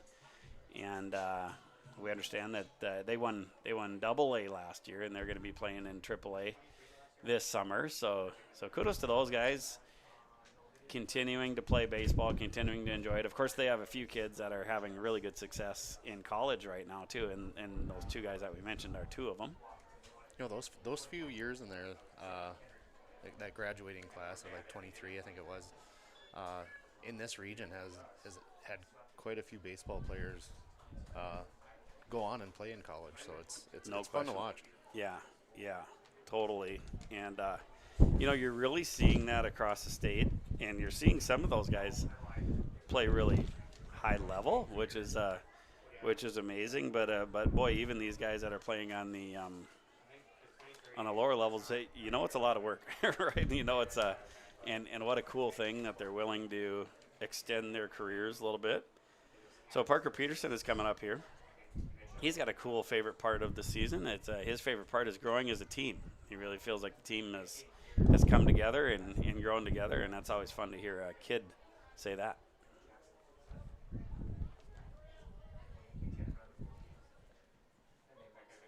think earlier today I looked at a Game Changer, and I think these two have played each other earlier in the year, and they were really close games. So it's fun if it's the same teams. Yeah. I think that was early June. Yeah, that sounds right. Because I bet you that was down at that field by the airport. So it's fun to watch, especially for parents and coaches and players to see how the growth just in that month and a half. Yeah, definitely. There's a little pop fly to second base there for Peterson. Nice catch by the second baseman. So we're sitting now with 2 outs. Runner on third base. I'll fix the little graphic here. Coming up now for the Titans, number 6, Bo Parisian. And that brings up number 6, Bo Parisian. So this will be his first action here, or at least first action at the plate. Might have missed if he was in the field or anything already. Looks like we're going to have a runner. My guess is that's Connor Barstead. Let me check who number 2 is. Yep, Connor Barstead coming to run at third. Nice job of Coach Martin to see if we can grab some opportunities there of letting some other guys getting in here throughout the game.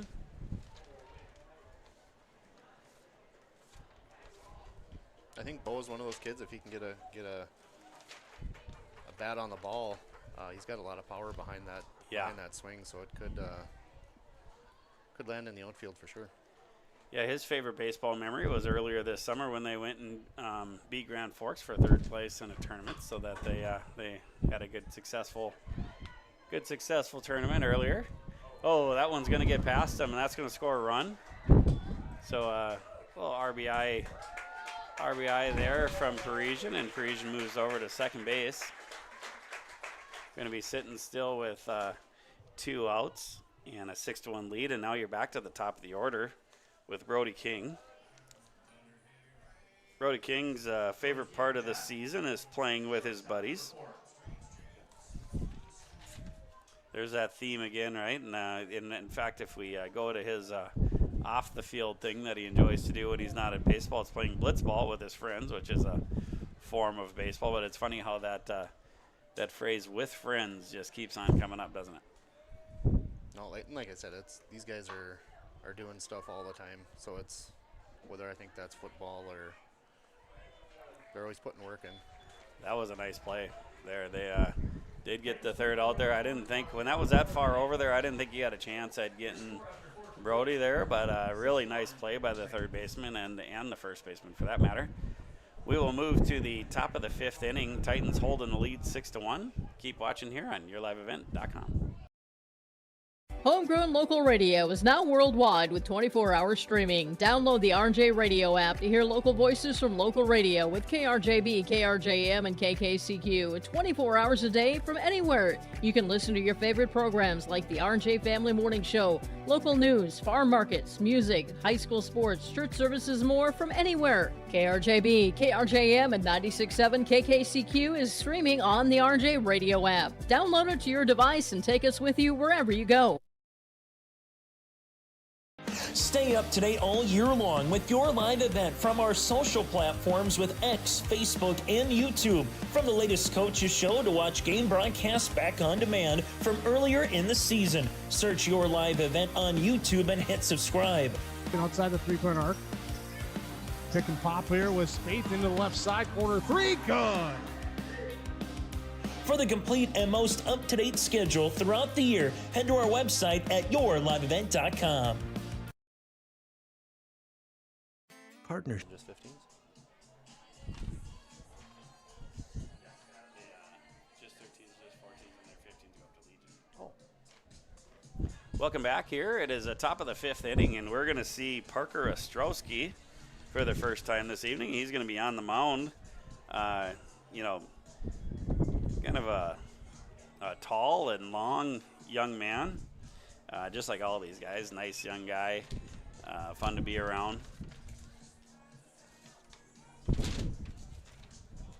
It's windy here if you hear the papers flying in the back. Sorry about that. Parker's favorite baseball memory is picking off a kid at third with Gavin. So So the two pitchers that we've seen here so far must have combined for a pickoff earlier in the year.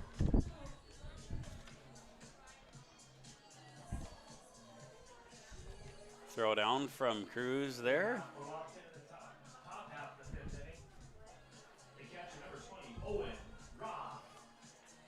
Here comes Owen Roth to the plate for Wahpeton. And that's once again, that has him at about the 9th spot, and I believe he's still catching.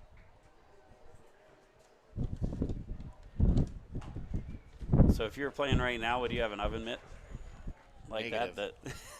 Negative. Negative. Negative. So you're the anti-Cale Lewis who's doing the PA tonight. The Cale definitely would have the oven mitt and everything else, all the other accessories. Just seeing if I can get a nod from Cale over there. Cale would have definitely had the fluorescent bat like this as well. So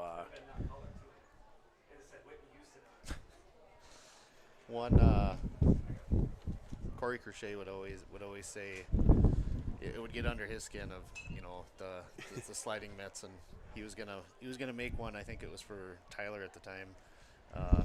Make one that went down to his ankle so he could get make sure he was safe. But yeah, that's not a bad idea. Get a little extra length on that thing. I wonder how long it would have to be before you started getting talked to by umps. That would be funny. That's a funny one.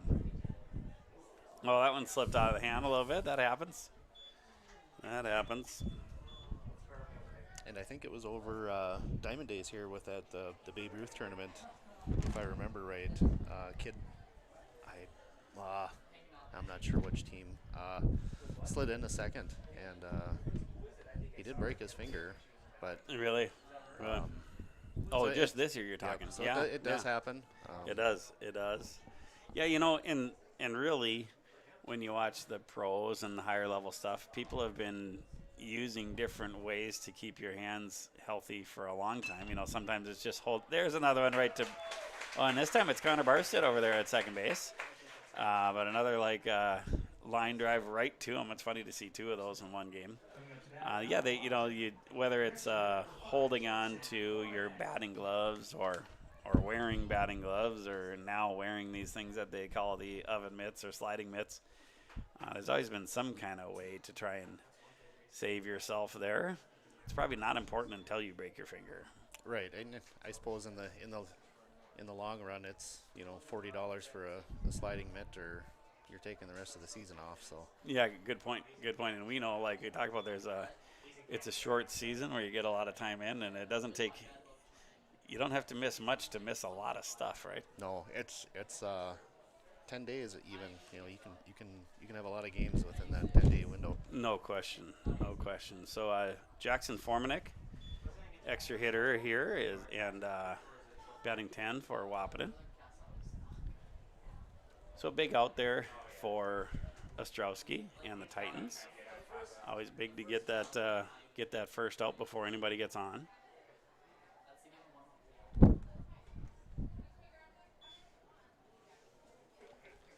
So as we close the book on Gavin's night, he threw 4 innings, only gave up 1 earned run, had 4 walks and 3 strikeouts. He threw 68 pitches, and just nice outing, and he's in line for the win here if the Titans can hold on. Formanek gets to first base there. And that brings Wahpeton up to the top of the order with the second baseman, Rylan Jacobson.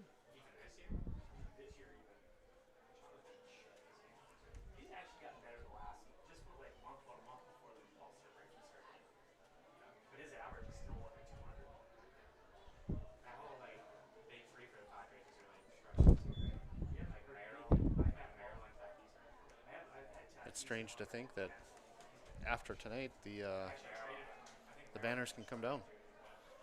Yeah, I never thought of that. Plenty of people have baseball left, but as far as home baseball games, there's really not much. Titans, I haven't looked to see, but I know they typically play through the end of July. As we talked about, our top 3 levels all start their postseason here not start their postseason, but they start their postseason tournaments on Thursday of this week. And then as we kind of work down the group, your Railcats just finished up. They got 4th in District 7 tournament, so they're done for the year, except for some guys continuing to play from within that team. And then your Pee Wee rookie just finished up their year-end tournament this weekend. So other than some like tournaments that maybe they're playing from a travel perspective or things like that, they're done. And then T-ball and squirts, of course, they've been done for a couple weeks. So it's hard to believe. Hard to believe, right? When this warm out and we got this much summer left, it seems weird, doesn't it? But I suppose football practice starts first week of August, so got to get a lot of postseason stuff wrapped up before then.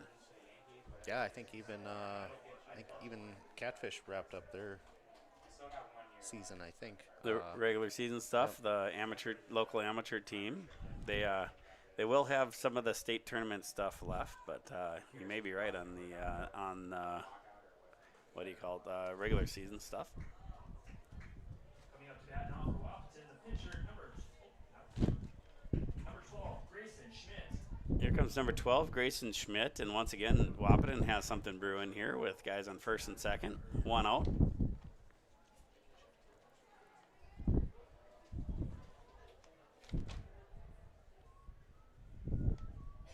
Nice pitch there by Parker. Sends it right down Broadway. Grayson Schmidt is batting in the 2 hole for Wahpeton.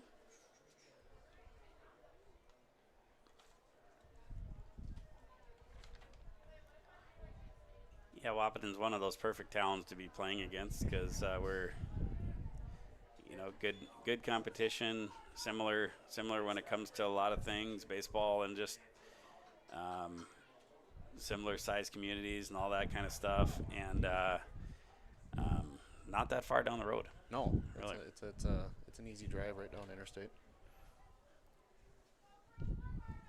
Always fun to play at their place, and I got the green walls out there on the big field, and so everything sounds good with the wooden walls out there. They tend to always make improvements. Just got a new grandstand not too long ago down there. And obviously with the state championships that they've had recently, you're going to always face a pretty dang good team when you face them too.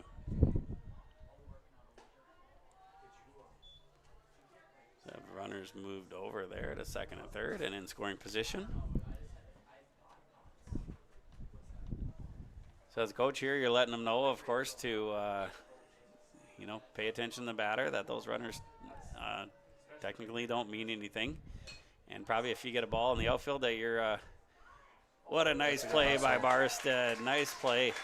Benson did a really great job there at second, and Connor doing a great job. So I was lucky enough to coach Cam Barstead as a Titan, as a 13-year-old, and Cam was the best at each thing. He was a really good pitcher. He was a really good hitter and a really good fielder. And what's really fun to see is Connor throws just like him. How he kind of sets up his body and to throw it. He looks just like Cam did. Well, it looked like Connor was talking right away to center field and shortstop there that it was his ball. So yeah, and young kids don't always do that well. Go back on the ball like that. Sometimes it almost feels like, hey, if it's over my head, then it must be for somebody else. But he was breaking right away. Went and got that. He had a good outing earlier this year. He threw almost a no-hitter, or was really close to no-hitter or something. He had a really good outing earlier. So one of those where it must have been quite the game, because I heard about it from quite a few people. Yeah, as I look at his favorite baseball memory, he says throwing a no-hitter game in Grand Forks, so he must have finished it out. And here he goes. He's going to get a chance to finish this out. Nice catch there again by Barstead. Did he get all 3 outs that inning? Can't remember on that first one. But nice inning either way. Nice game there. And now Casselton get the first one, 6-1. They have to be really happy about that. I think they've played them 4 times this year. And this is the first time beating them, I believe, from looking at the scores anyways. So what we're going to do, we're going to take a break, and we'll come back and hand out some hardware. But before we do that, I'd like to explain what the rewards are that we'll be handing out. So first off, we'll have the Agassiz Precision Play of the Game, Agassiz Precision Ag, your local precision planting dealer. Agassiz Precision Ag in Hillsboro. Call 701-436-2119 or visit plannerdoc.com. So that will typically be a really good fielding play, and usually these awards are handed out to the winning team. There's sometimes we've made an exception, but usually that's the way it goes. The second one is going to be the HTC Connection of the Game. And what we like to do on this one is the big hit. You know, typically what was the big hit in the game? Discover local reliability you can trust. Halstead Telephone. It's how to connect. HalsteadTel.com. And then last but certainly not least is the player of the game, Enbridge Player of the Game. Life Takes Energy, Enbridge. Energy for Life, Enbridge.com for career opportunities. We'll take a short break and we'll come back and hand out some hardware. Keep watching on YourLiveEvent.com. If you're in the Northland, it's about pitching in to help our neighbors, making lending decisions locally, honoring long-term commitments to farmers, Main Street businesses, teams, schools, and rural communities. We're more than just a bank. We're a community partner, working constantly and diligently to enrich the lives of everyone we serve. Bank North, always true. R&J Broadcasting Incorporated is accepting applications for a broadcast sales representative. Applicant should be self-motivated, organized, have ability to communicate clearly, and the desire to help our customer partners grow their business with customer service for their advertising and marketing needs. All experience levels are encouraged to apply. To apply, email your resume to apply@rjbroadcasting.com.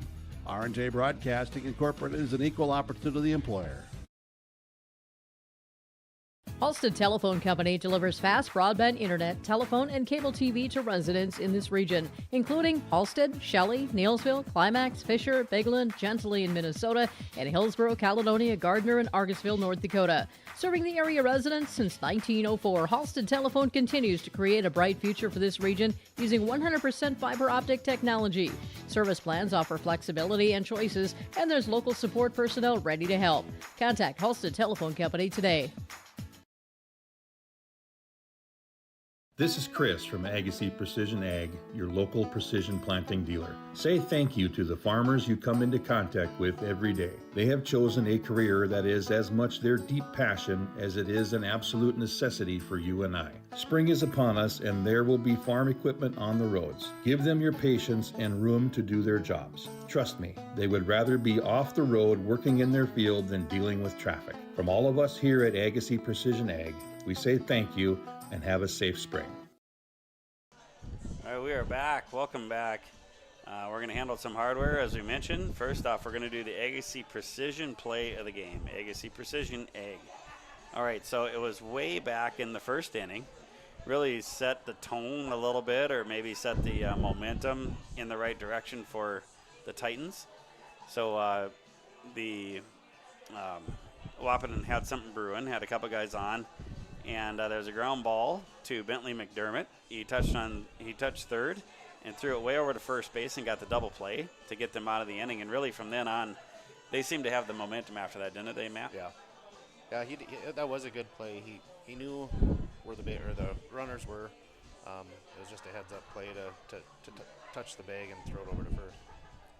Yeah, and we're going to do a rare thing that we typically don't do. Usually we try to give each award to one person, but we're going to kind of put those last two together. So the HTC Connection of the Game, discover local reliability you can trust, Halstead Telephone. It's how to connect, halstead.com. You know, it was 0-0, and Gavin Nearson hit a triple, and that was really crushed down line drive, down left field line. Got all the way to the fence, and then I like what you mentioned. You said Wahpeton did a really great job of getting that back in quick, even though that was hit so far out there. So Gavin did a really nice job, and that is our HTC Connection of the Game. And then we're going to just keep on going with Gavin for the Enbridge Player of the Game. Life Takes Energy, Enbridge, Energy for Life, Enbridge.com for career opportunities. So he pitched 4 innings, only gave up 1 earned run, He got the win. Parker Ostrowski came in and did a wonderful job getting the save. But then Gavin on top of that was the only guy with 2 hits, and Casselton had 3 hits total. Brody King had that other hit. So he was 2 for 2, 2 runs and an RBI, and I had 4 total bases. So 2, I guess that was so a triple and a single there. So, Nearson also looked like he had a stolen base here. So just a really great game there by Gavin Nearson, and pretty fun night so far here for the Titans. They're playing well, aren't they? Very well. They, we've talked about how that's such an adjustment going to the longer bases, but they do a really good job of reading the ball, and it's windy here today, so we've had a lot of pop-ups that they've been able to read, and they've done a very good job. And obviously things can, the way baseball goes, of course, you can have it can depend on your pitcher, you can depend on multiple things like that, but it's almost impossible for the team not to look at it a little bit this way. So they played on June 1st, they played a doubleheader against Wahpeton, lost both games, and 2 close games, like you said. And then they played them again at the beginning of July and lost, 8-1 and 16-5. So they got a little more lopsided there. And then tonight to come out and win that first one, you really got to feel good about where your team's mindset is at, and hopefully where the improvement is at for the year too. And really just so far a feel good night all around. It's good at the end of the season like this, or towards the end of the season where things start to click, and maybe they've been working on some different things in practice, and it's all coming together. So yeah, you think about Nick Martin. We talked a lot about the mid-cast stuff. Nick was one of these guys who one year won both the Pee Wee Championship and the Rookie Championship. He's had success. He's won at other levels and things like that. So and like you said, they were practicing really early. They're getting a lot of stuff in early. So there's no question that they've put in a lot of baseball time so far this year. And I'm looking at their schedule. They got this next game, of course, against Wahpeton, and they have 4 doubleheaders left. And then on top of that, they have the NIT tournament, so they still have plenty of baseball left. That's a lot of baseball. and I want to say that they were out on Diamond 2 there probably mid-April, April 17th, somewhere in there. Yeah. So they were out there early. Yeah, so they show us 23 and 27. Now, of course, they have 19 kids. So on Wednesdays they split the team evenly, but with 19 kids, there's plenty of overlap. You're playing a lot of baseball, right? That's still a lot of baseball. These kids are playing a lot of baseball, and the thing that's interesting is if you're the coach, you still have to show up to all of it, right? Yeah. It becomes a very long season for the coaches, but it takes a lot out of them. So it's very grateful for these guys that show up every day and coach and want to make the team better. No kidding.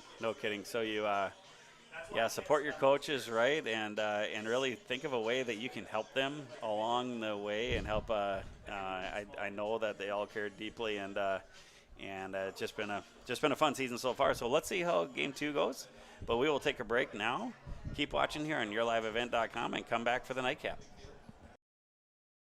Farming today doesn't always feel the same way it used to. Then again, some of it feels all the same. Maybe it isn't so much the jobs that changed, but how they get done. Now that's a different story. Everything got bigger and smaller at the same time. Insurance, accounting, and taxes can get complicated, so you need someone who's looking to keep every dollar possible in your pocket. Ag Country. At Casselton Lumber, they want to be part of every stage of your building project from the ground up. Let them assist with planning your project timeline in a way that's affordable and efficient. Casselton Lumber has everything you need to get the look you love with windows, siding, roofing, and doors. From choosing the right materials to the finishing touches, you can count on the folks at Casselton Lumber. Stop in and talk with the crew today or call 347-4471. That's 347-4471. Casselton Parks and Recreation provides a wide range of programs, activities, and community events throughout the year. From parks, facilities, shelters, and outdoor spaces, they're perfect for gatherings, recreation, and enjoying a peaceful break in nature. Enjoy Cottonwood Golf Course for a fun and challenging round of golf for every skill level. To book a tee time or to find out more about Casselton Parks and Recreation, go online to CasseltonParks.com. That's CasseltonParks.com. At Bank North, we strive to enrich the lives of everyone we serve. One transaction, one relationship, and one community at a time. We do it by supporting kids and schools, pitching in to help neighbors in need, partnering with rural businesses, and providing all the traditional and modern banking products and personalized lending services you expect from a reliable financial partner. Bank North, always true. Growers, prepare your fields and yields against the wet conditions today and beyond with the Drain Tile Project from Chad's Excavating out of Mayville. Drain tiling will improve and increase your yield and land values for years to come. Chad's Excavating provides free detailed estimates, and with over 40 years of combined success, they provide professional installation and service. Call Chad today to prepare for your future and any questions that you might have. That's Chad's Excavating out of Mayville, helping farmers grow.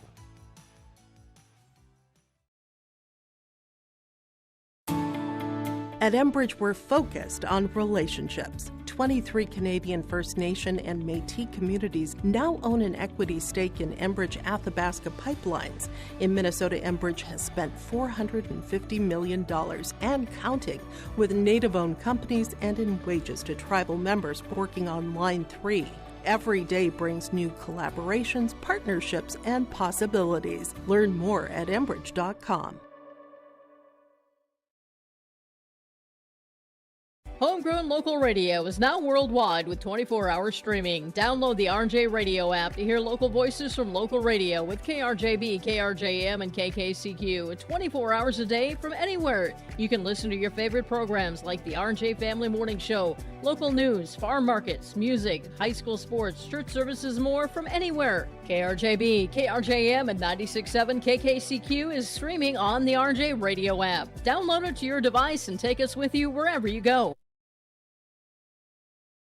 Stay up to date all year long with your live event from our social platforms with X, Facebook, and YouTube. From the latest coaches show to watch game broadcasts back on demand from earlier in the season. Search your live event on YouTube and hit subscribe. Outside the three-point arc. Pick and pop here with Spaeth into the left side corner. Three, good. For the complete and most up-to-date schedule throughout the year, head to our website at yourliveevent.com. Partnership is a way of life here in the Northland. It's about pitching in to help our neighbors, making lending decisions locally, honoring long-term commitments to farmers, Main Street businesses, teams, schools, and rural communities. We're more than just a bank. We're a community partner, working constantly and diligently to enrich the lives of everyone we serve. Bank North, always true.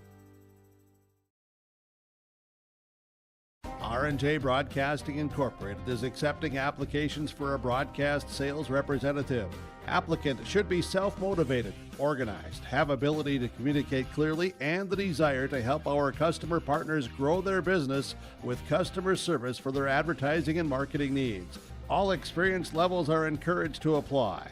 To apply, email your resume to apply@rjbroadcasting.com. R&J Broadcasting Incorporated is an equal opportunity employer.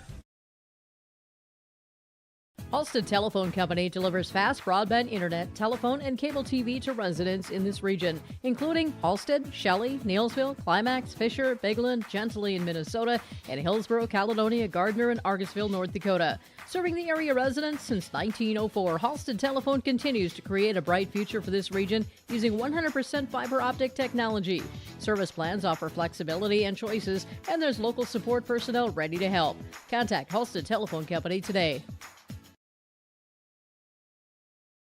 This is Chris from Agassiz Precision Ag, your local precision planting dealer. Say thank you to the farmers you come into contact with every day. They have chosen a career that is as much their deep passion as it is an absolute necessity for you and I. Spring is upon us and there will be farm equipment on the roads. Give them your patience and room to do their jobs. Trust me, they would rather be off the road working in their field than dealing with traffic. From all of us here at Agassiz Precision Ag, we say thank you and have a safe spring. Farming today doesn't always feel the same way it used to. Then again, some of it feels all the same. Maybe it isn't so much the jobs that changed, but how they get done. Now that's a different story. Everything got bigger and smaller at the same time. Insurance, accounting, and taxes can get complicated, so you need someone who's looking to keep every dollar possible in your pocket. Ag Country. At Casselton Lumber, they want to be part of every stage of your building project from the ground up. Let them assist with planning your project timeline in a way that's affordable and efficient. Casselton Lumber has everything you need to get the look you love with windows, siding, roofing, and doors. From choosing the right materials to the finishing touches, you can count on the folks at Casselton Lumber. Stop in and talk with the crew today or call 347-4471. That's 347-4471. Casselton Parks and Recreation provides a wide range of programs, activities, and community events throughout the year. From parks, facilities, shelters, and outdoor spaces, they're perfect for gatherings, recreation, and enjoying a peaceful break in nature. Enjoy Cottonwood Golf Course for a fun and challenging round of golf for every skill level. To book a tee time or to find out more about Casselton Parks and Recreation, go online to CasseltonParks.com. That's CasseltonParks.com. At Bank North, we strive to enrich the lives of everyone we serve. One transaction, one relationship, and one community at a time. We do it by supporting kids and schools, pitching in to help neighbors in need, partnering with rural businesses, and providing all the traditional and modern banking products and personalized lending services you expect from a reliable financial partner. Bank North, always true. Growers, prepare your fields and yields against the wet conditions today and beyond with the Drain Tile project from Chad's Excavating out of Mayville. Drain tiling will improve and increase your yield and land values for years to come. Chad's Excavating provides free detailed estimates, and with over 40 years of combined success, they provide professional installation and service. Call Chad today to prepare for your future and any questions that you might have. That's Chad's Excavating out of Mayville, helping farmers grow.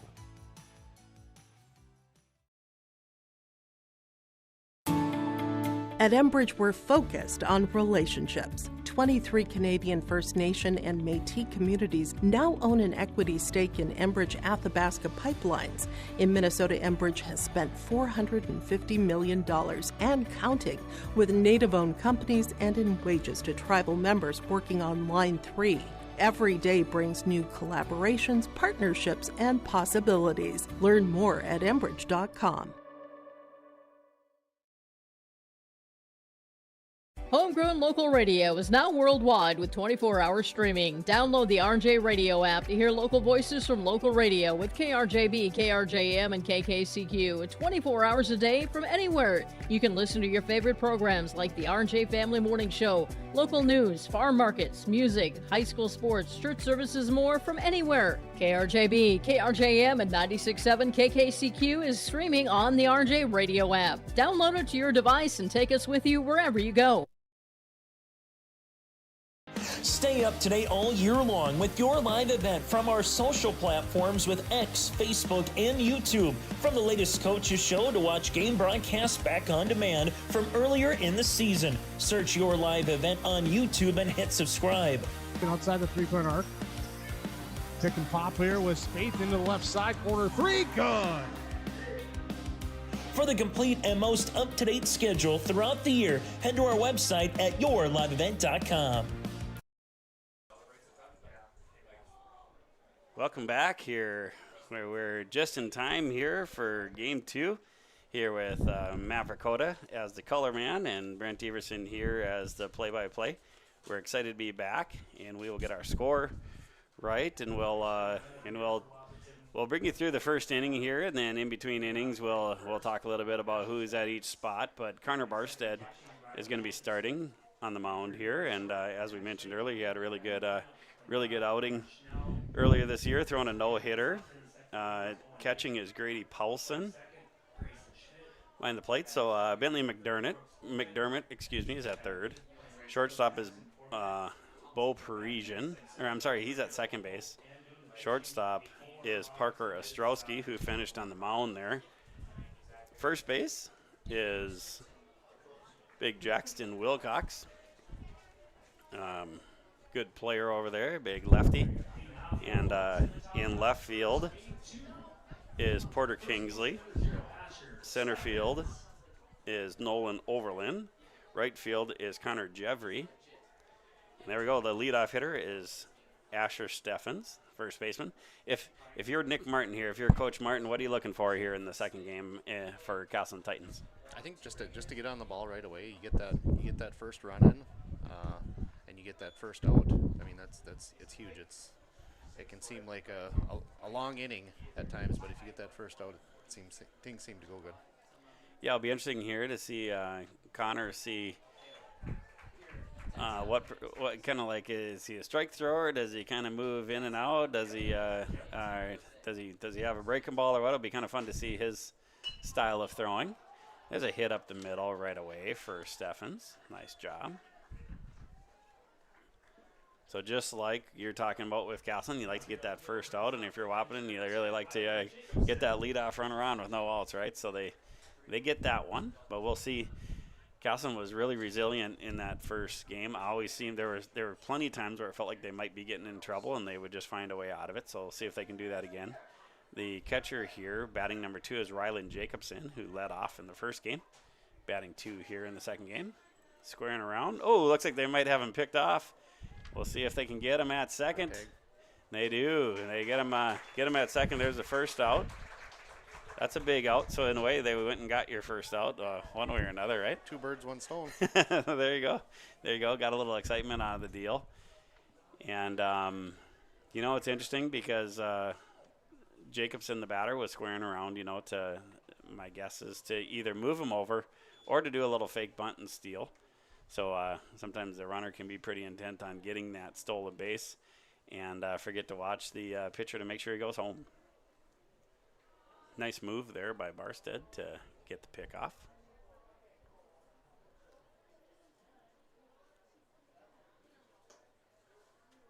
Yeah, it's a fun atmosphere in the dugout when you have all the guys there and you have, some of the guys playing the first game, some of the guys playing the second game, and it's and what you really like to see is whoever it's not your game, make sure you're cheering on the guys that are. Make sure you're supportive of them because especially some of those guys who don't play the first game, sometimes they're used to doing that a little more. So if it's your time to be on the bench, make sure you're cheering on those the guys that are out there. Yeah, the dugout can be huge. If everyone's in there and they're slumped over and not paying attention, it's hard to get excited. You got the dugout yelling at you. There's a lot of motivation there. Yeah, there's a ball over there to Wilcox. Nice play by Wilcox. Now I forget, Jackson last year there was something where I think he didn't play as an 11-year-old, or maybe he didn't play for a couple years there, and then he came out and then he really started improving. He really started to swing the bat well. So fun to see him keep playing and make some nice plays already in this game. So stick with it, young man, and the future's bright. Nice job, Nolan Overland, out there in center field, and a really nice job by Connor Barstead here in the top of the first inning. And they go down without any runs, so we will go to the bottom of the first inning. Keep watching on yourliveevent.com. Partnership is a way of life here in the Northland. It's about pitching in to help our neighbors, making lending decisions locally, honoring long-term commitments to farmers, Main Street businesses, teams, schools, and rural communities. We're more than just a bank. We're a community partner, working constantly and diligently to enrich the lives of everyone we serve. Bank North, always true. R&J Broadcasting Incorporated is accepting applications for a broadcast sales representative. Applicant should be self-motivated, organized, have ability to communicate clearly, and the desire to help our customer partners grow their business with customer service for their advertising and marketing needs. All experience levels are encouraged to apply. To apply, email your resume to apply@rjbroadcasting.com. R&J Broadcasting Incorporated is an equal opportunity employer. Halstead Telephone Company delivers fast broadband internet, telephone, and cable TV to residents in this region, including Halstead, Shelley, Neelsville, Climax, Fisher, Bigland, Gentilly in Minnesota, and Hillsborough, Caledonia, Gardner, and Argusville, North Dakota. Serving the area residents since 1904, Halstead Telephone continues to create a bright future for this region using 100% fiber optic technology. Service plans offer flexibility and choices, and there's local support personnel ready to help. Contact Halstead Telephone Company today. All right, welcome back here. You see they doing a little switch there. They're having Brody Runk coach third base this game, and head coach Nick Martin over at first base. Carter Dakota staying behind home plate for both games. Cole Holzer staying out on the bases.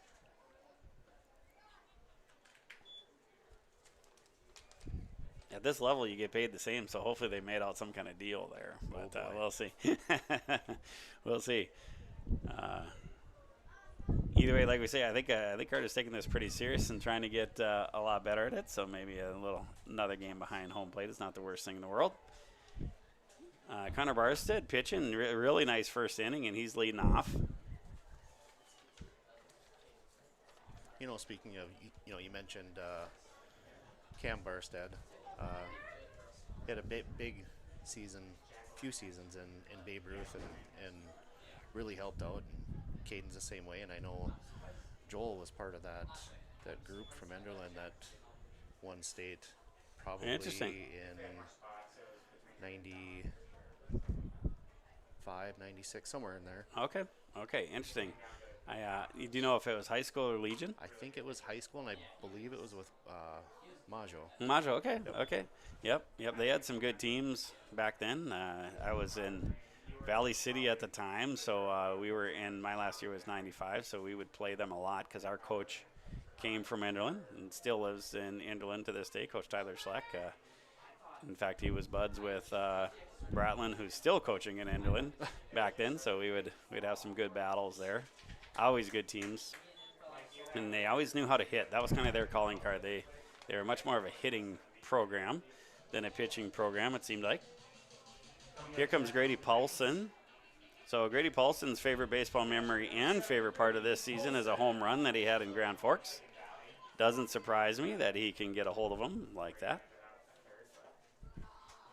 And I think back then for Legion, towards the end of the season, I think you just grabbed your top players from each kind of town and represented your region at state, if I'm remembering correctly. Yeah, that's a great question. I don't know how far back that goes, and it might have been depending on a different level. Like it might have been, a Babe Ruth thing or whatever. But yeah, I definitely have heard stories of that. And that's always interesting, right? That can be an interesting thing. Flies out. Grady Paulson flies out there to left.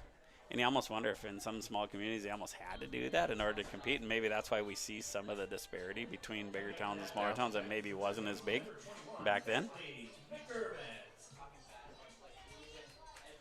All right, so there we have 2 outs with McDermott coming up.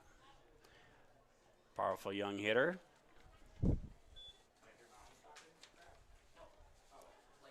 So Bentley McDermott, what he likes to do off the field is fishing. You have any fishers in your family? Carter fishes. We'll go and fish once in a while. You will? But I do not. You do not. Okay, he'll do it, but you want.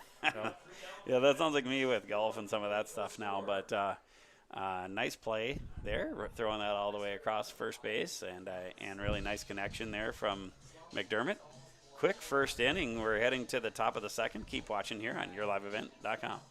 This is Chris from Agassiz Precision Ag, your local precision planting dealer. Say thank you to the farmers you come into contact with every day. They have chosen a career that is as much their deep passion as it is an absolute necessity for you and I. Spring is upon us and there will be farm equipment on the roads. Give them your patience and room to do their jobs. Trust me, they would rather be off the road working in their field than dealing with traffic. From all of us here at Agassiz Precision Ag, we say thank you and have a safe spring. Farming today doesn't always feel the same way it used to. Then again, some of it feels all the same. Maybe it isn't so much the jobs that changed, but how they get done. Now that's a different story. Everything got bigger and smaller at the same time. Insurance, accounting, and taxes can get complicated, so you need someone who's looking to keep every dollar possible in your pocket. Ag Country. Welcome back here in the top of the second inning. Well, it is a 0-0 game here after one.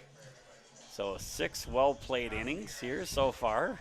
We know at 13-year-old level that can change in a hurry, but both of these programs have, like you said, they've played a lot this year and seem to be well coached on both sides. So we shall see. We'll see where this goes. But either way, it's been a fun night, beautiful night out. We're getting used to the heat, I think. And it's nice tonight. Temperature's down, wind is up finally, so you could play baseball all night.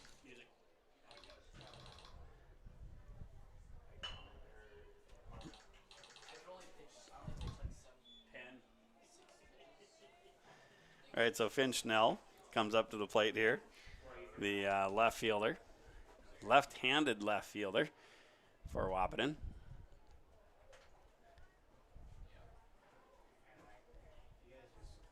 Having some fun with America's Sweetheart, the PA announcer tonight, Kale Lewis.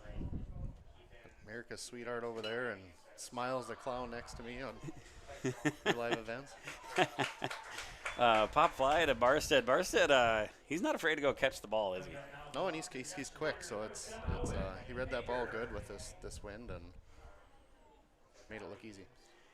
Yeah, it's fun to talk about the Barstead family when, Cameron, he had some really good years there. Like you said, Caden's had a really nice year for post-15. It's been fun watching him. He's a big lefty, and it's kind of funny because the other two are as righty as they get. And Caden bats and throws lefty. Had a really nice year hitting, where he hits the gaps really hard. And then also pitching. He's a left-hander on the mound, big lefty. Has really done well, especially in relief.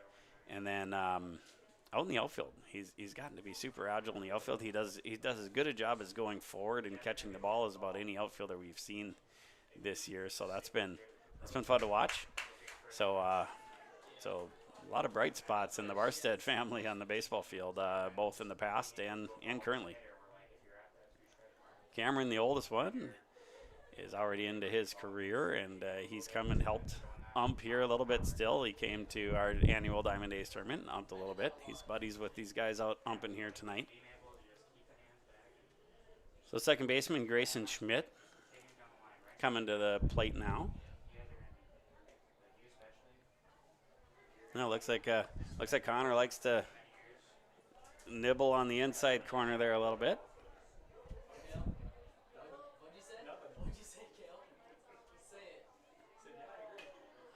Ground ball to third.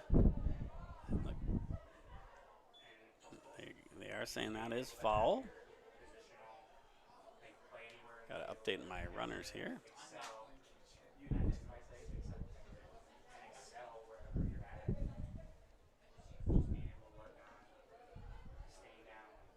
Boy, phone's been going off all game. Just getting stuff ready for this tournament this weekend is. Oh yeah.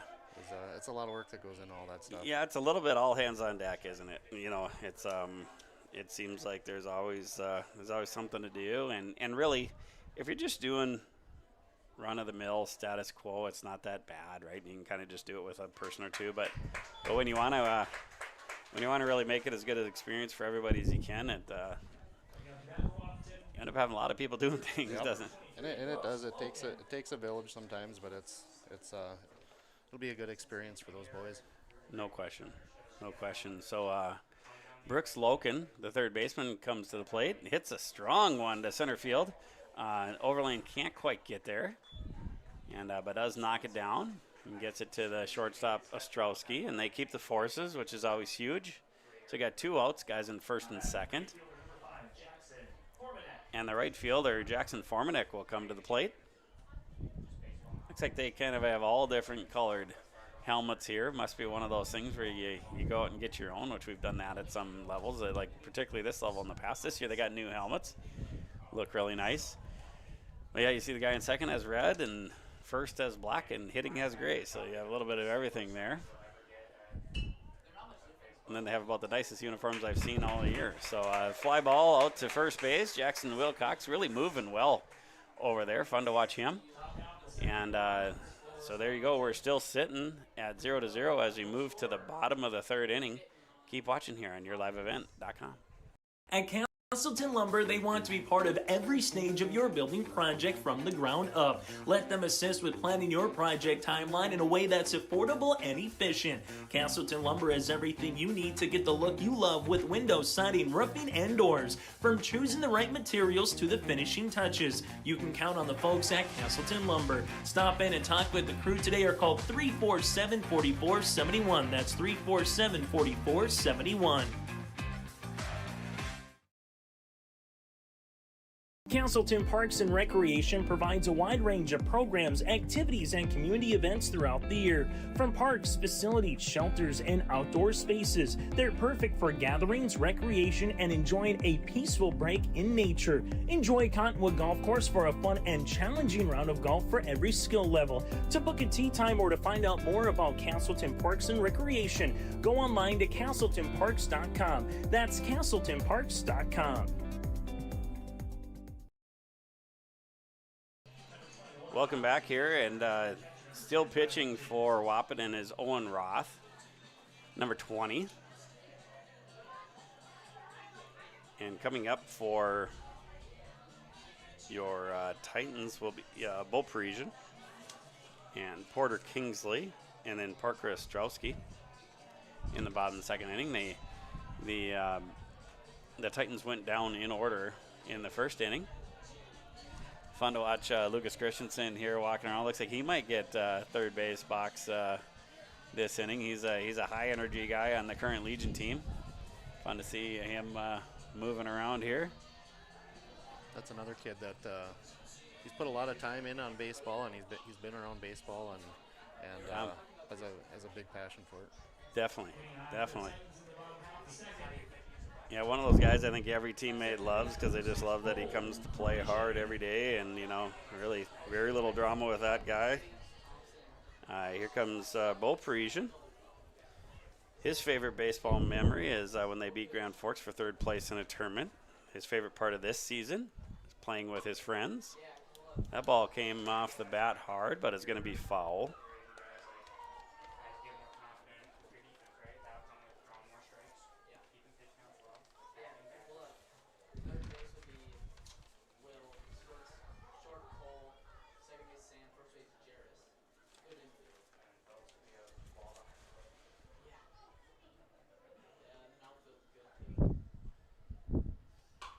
That ball hit hard again. He keeps on having to get that a little more fair each time if he keeps that up. 20 more feet, and that's a triple, I think. Yep. Now the left fielder is going to be basically playing on the line, so now we'll see if he can pull it to the gap. It sounds a little different off his bat. And that's so fun to watch when these, even at this age where kids can start to aim and control where they hit that ball. That's fun to watch. Yeah, it's interesting. It's interesting to watch these guys all at their different levels. Like you said, Bo Parisian has some power, pop in his bat.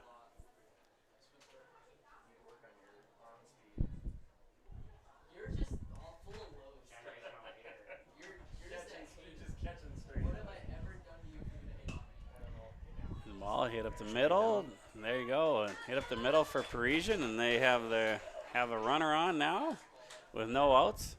And Porter Kingsley coming to the plate.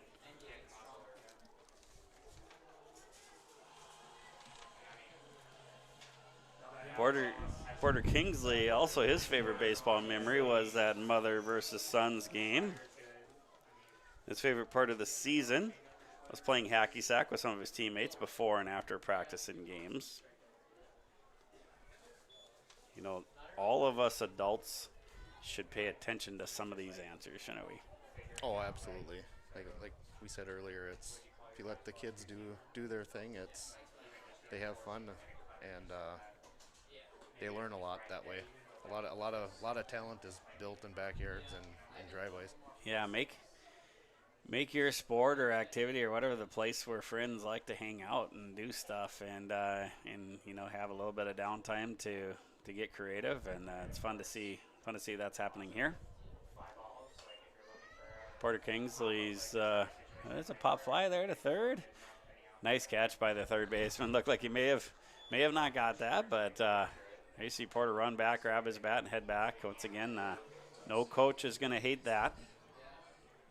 No, any time you're running, it's a good thing. Amen to that. Amen to that. Such a nice young man, like so many of these all are. And here comes number 5, Parker Ostrowski, shortstop, who closed out that first game. Bo Parisian is going to get a stolen base out of the deal. So we got one out. Guy on second, runner in scoring position here for Ostrowski.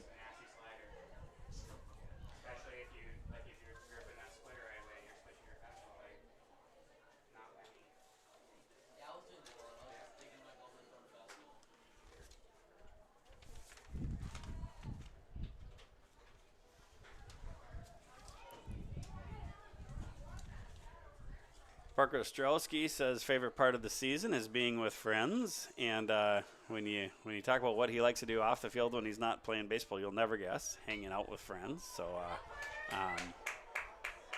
oh, look at that! That's going to get through, and Bo Parisian is running there, maybe a play at the plate, but Bo gets in.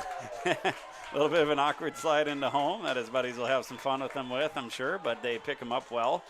Doing a little bit of a mosh pit there as he goes into the dugout. So that is a run for the Titans, and they draw first blood. And now you still have a runner at second with one out, and Benson Lukemeyer comes to the plate.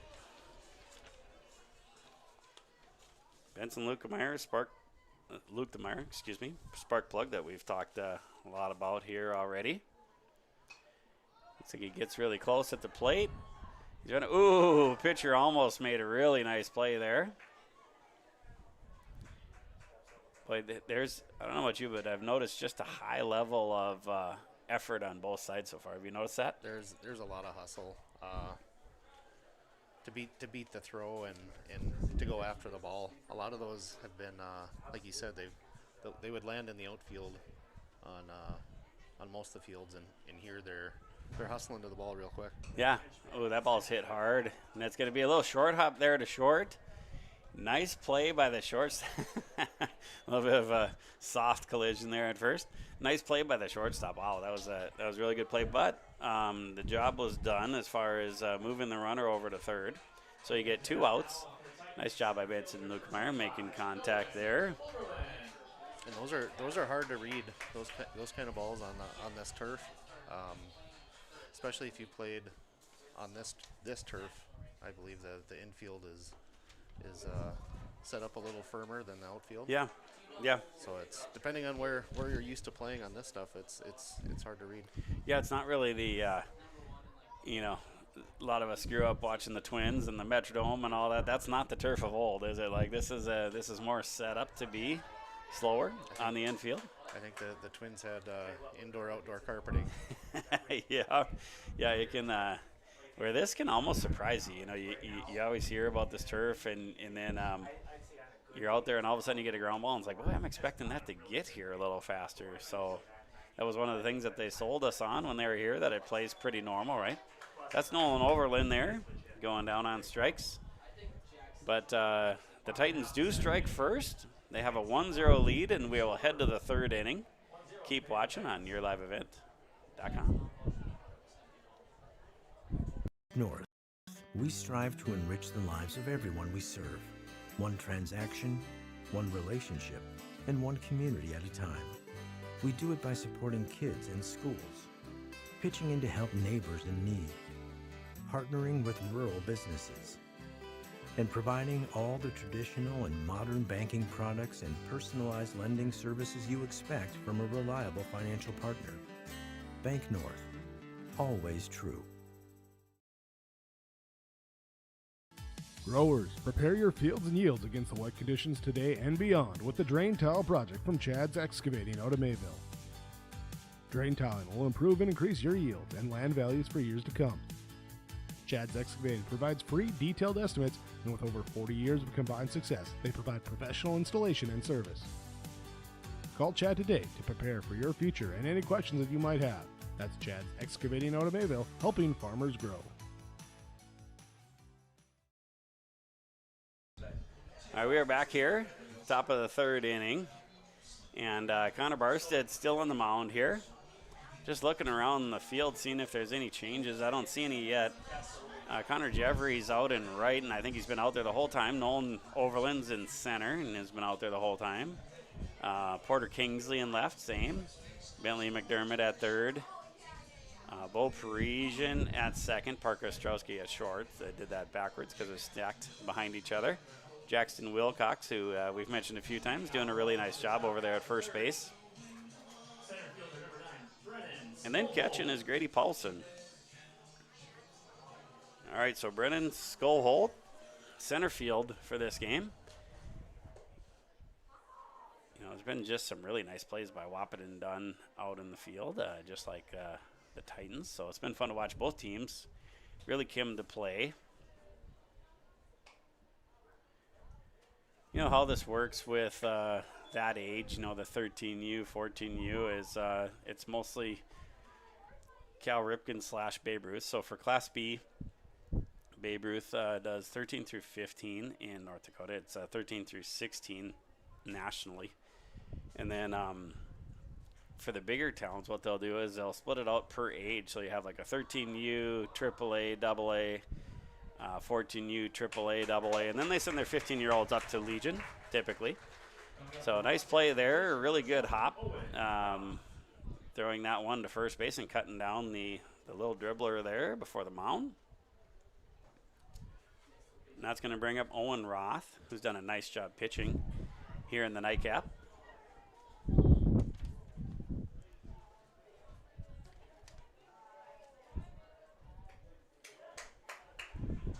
So I don't know if that just kind of naturally moves or if he's got a little bit of a curve on that. What do you think? There might be something there. I think it was last year he had, I can't remember if he broke his finger. So he was out most of the season. But he might be able to move that ball around quite a bit, I think. Yeah, I was laughing a little bit because foul ball to the first base Titans dugout. I heard Coach Nick Martin yell, "Look out!" and all the guys jump and laugh. But yeah, it looks like that. So you were talking about Connor and how he had broke his finger. He's had a few of those things throughout his life, hasn't he? He's a little rambunctious. Him and his older brother. I think back when Cameron was a sophomore or freshman, he made it all of about 30 seconds of a basketball game, and he broke his ankle. Oh man. Yeah, I think Connor has kept them on their toes a little bit. You know, it's funny, you hear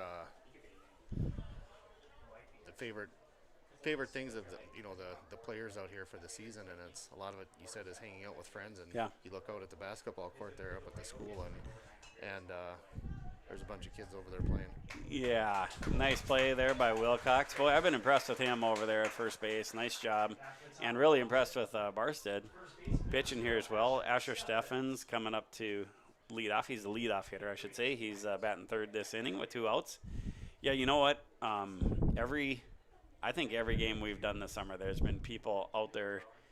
If they're not on the playground, they're playing basketball or both. Like it's really fun to see, and it's one of the things that Travis Lamar, when we have him as the athletic director, when you give a lot of these kids downtime these days, they're doing productive things. Yeah. They're doing a lot of fun stuff. And it's great to see that, you know, a lot of larger towns, they'll put a fence up and put a padlock on. Sure. And they don't want anyone on it.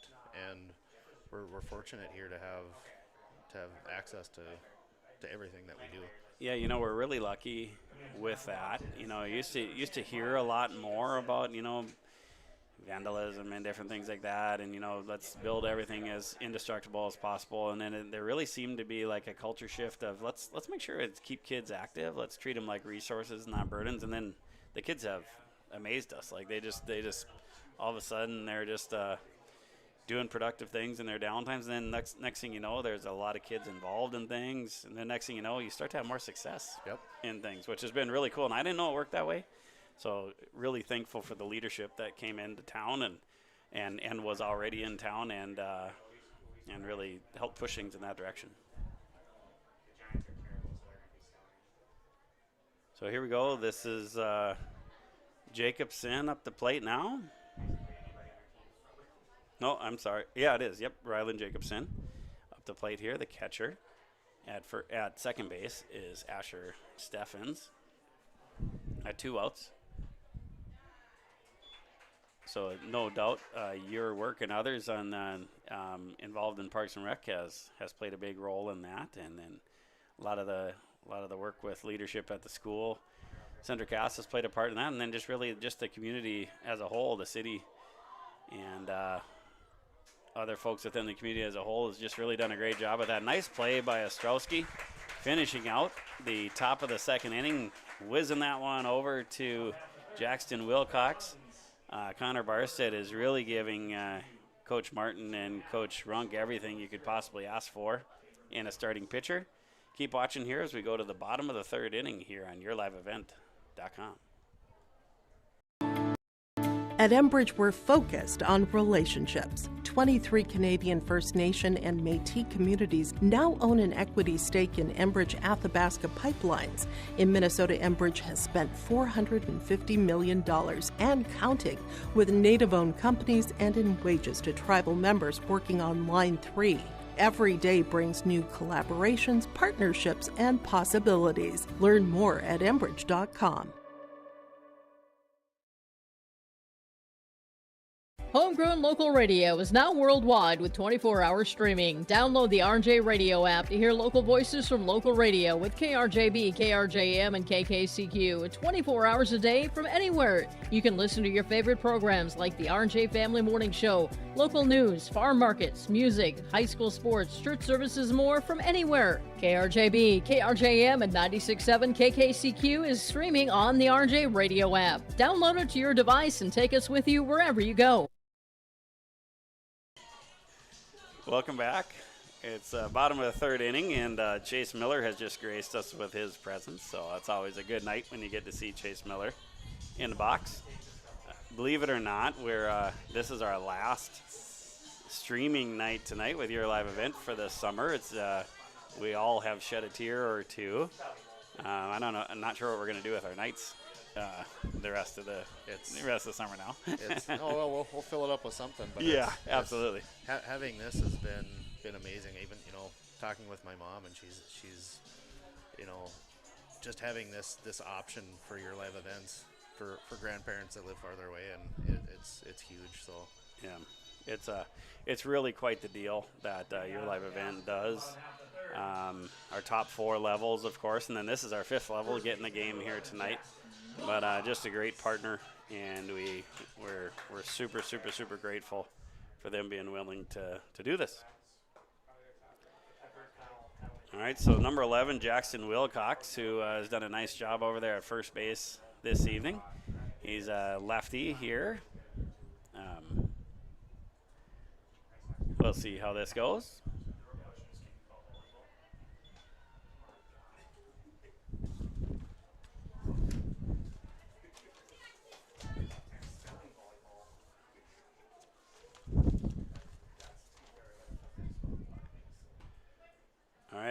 Jackson Wilcox, or Jax Wilcox, his favorite baseball memory is playing baseball with his friends. We've heard that before. Favorite part of this season was going to the Grand Forks tournament. Had a bunch of fun up there. So seems to be some themes that we're seeing across these, but we really appreciate the kids filling that out. We had a survey, letting them know, asking them what their walk-up songs are, and then just some of the things about them. And boy, they responded quick. I think they're excited to get out on the field, excited to have that experience, and judging by the crowd, I think the parents might be too. Yeah, and it's fun to listen to. A lot of these kids said that Grand Forks tournament was the highlight of their season. So it's, if you're looking at dropping a tournament or keeping one, that's great feedback. Yeah, they must have done a good job up there, right? That's a difficult thing of just kind of how to do everything too, because there goes Jackson Wilcox, gets the walk and heads down to first base.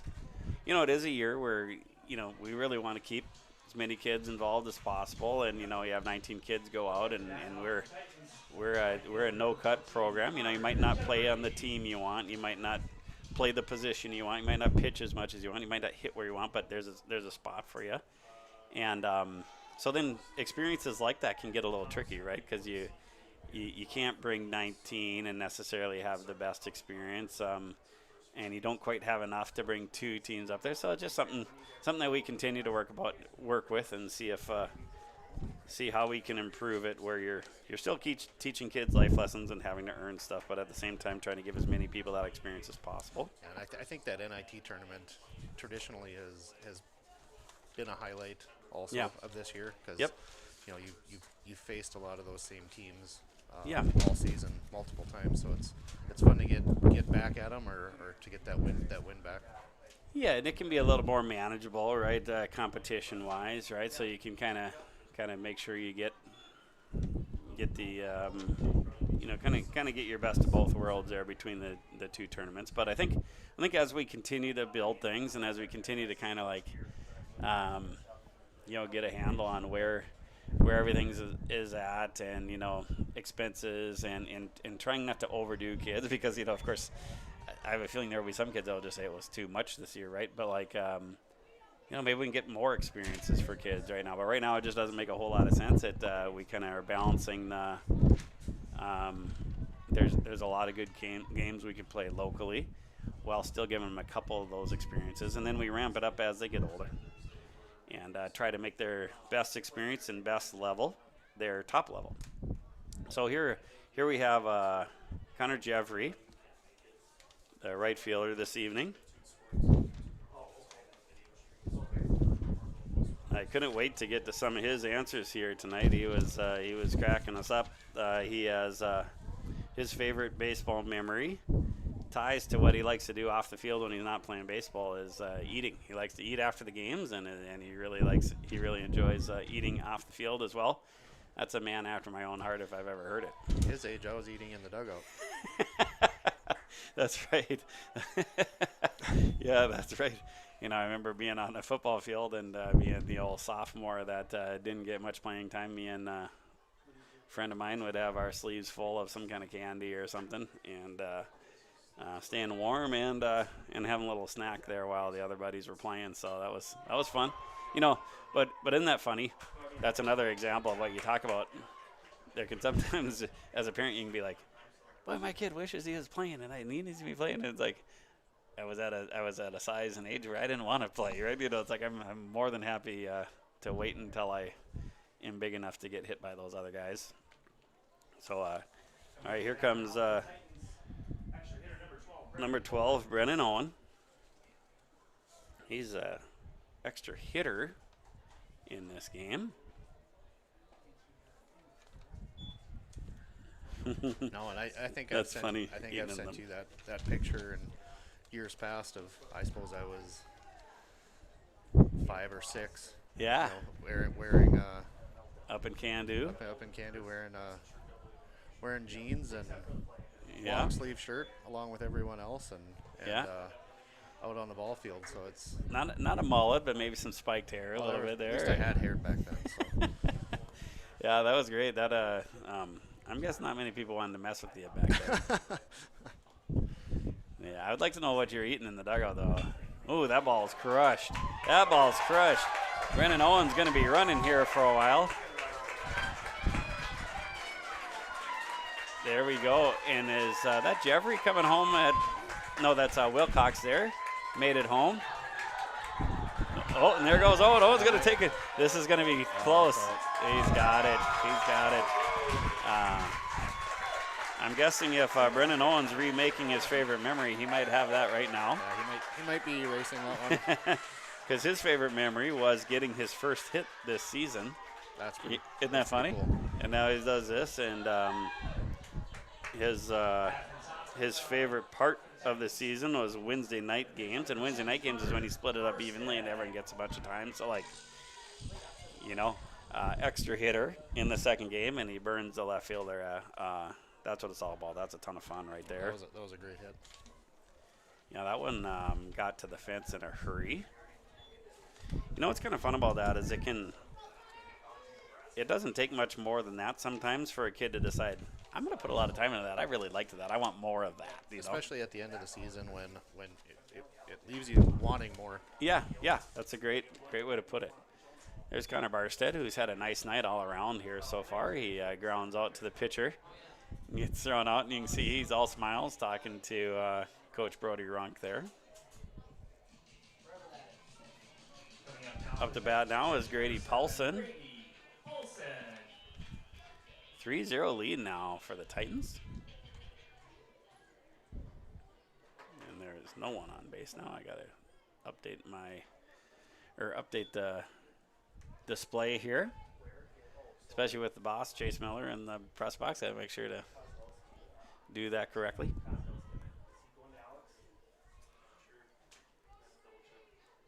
Bottom of third inning here, and they're playing 2 5s tonight. There's a hard hit shot there. Played in the hole by the shortstop, but Grady's just too fast. You're not going to get him on that one. And, the shortstop, he backhanded that. Maybe a little bit of a bobble, but, boy, he played that really well. Just Paulson's just too fast. That's one of those that if he doesn't knock it down, that's a double. So yeah, absolutely. It was a nice play. Nice play all the way around. Bentley McDermott, third baseman, coming to bat. I don't know if I saw that correctly. That might be Brody King out there running. Yeah, it is Brody King running at first. And look at that. Just nice play. Yeah, that shortstop's tough. He's a good player. That ricocheted off of the pitcher Roth, and shortstop Ranke just makes the adjustment and then throws him out at first. So really nice play. The Titans are got to be super pleased to get a couple runs there. But I think there's a silver lining for Wahpeton there, too. That could have really got away from them a little bit that inning, but because of some nice defense, they get out of it with just a 3-run deficit. So keep watching here on yourliveevent.com as we go to the top of the fourth inning between Wahpeton 13U and the Casselton Titans on yourliveevent.com.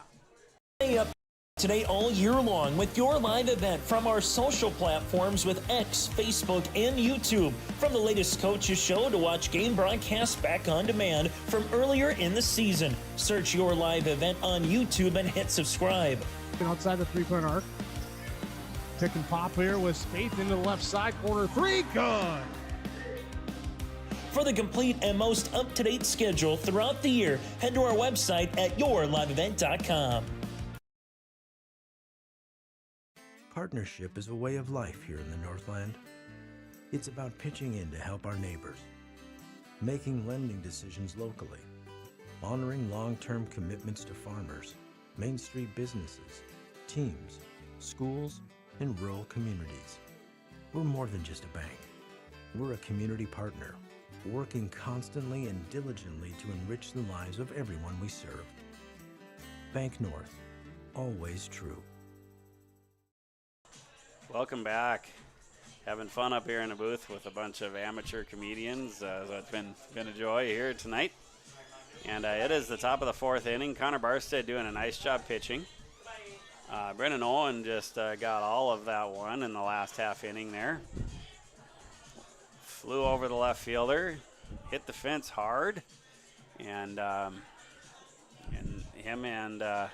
him him and Jackson Wilcox were running. Jackson scored from first base. Brennan got all the way to third, and then a ball got past third, so he got home after that.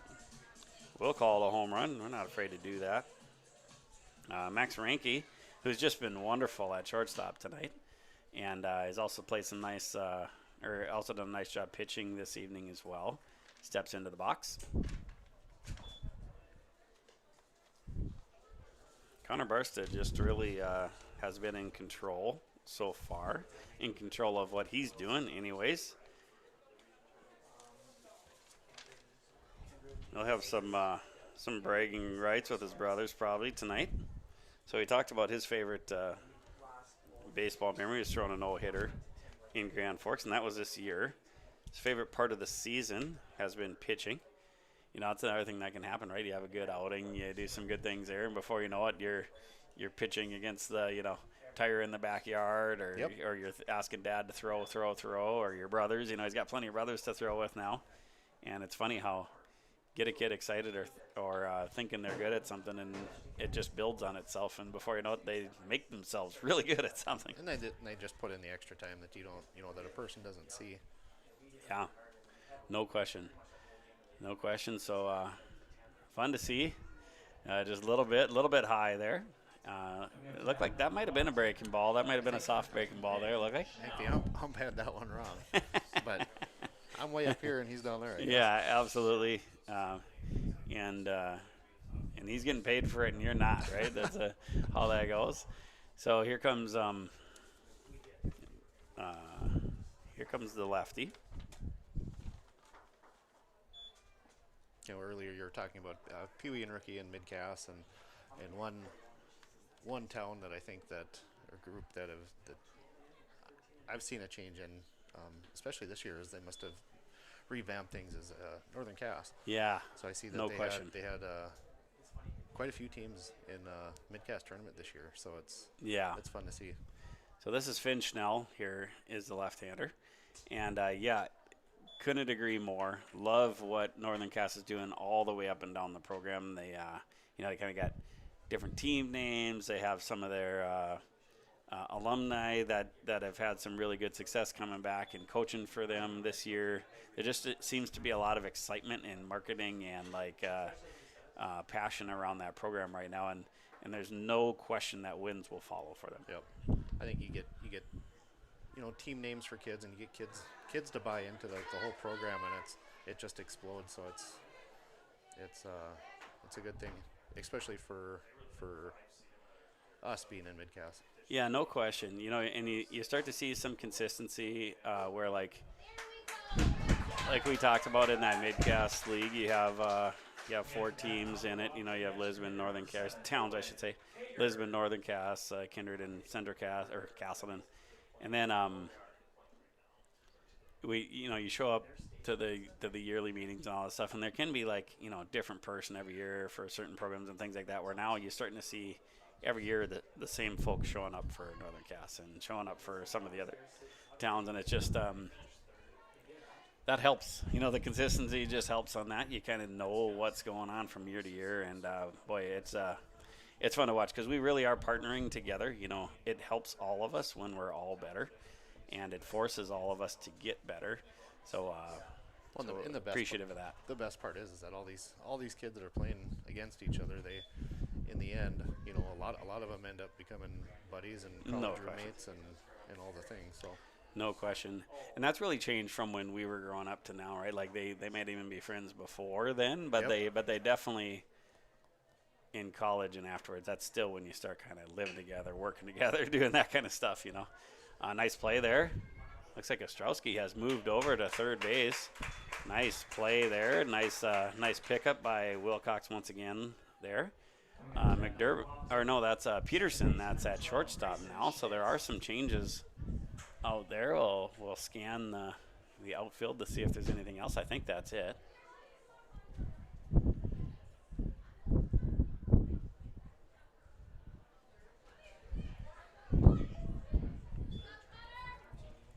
So this is the second baseman, Grayson Schmidt.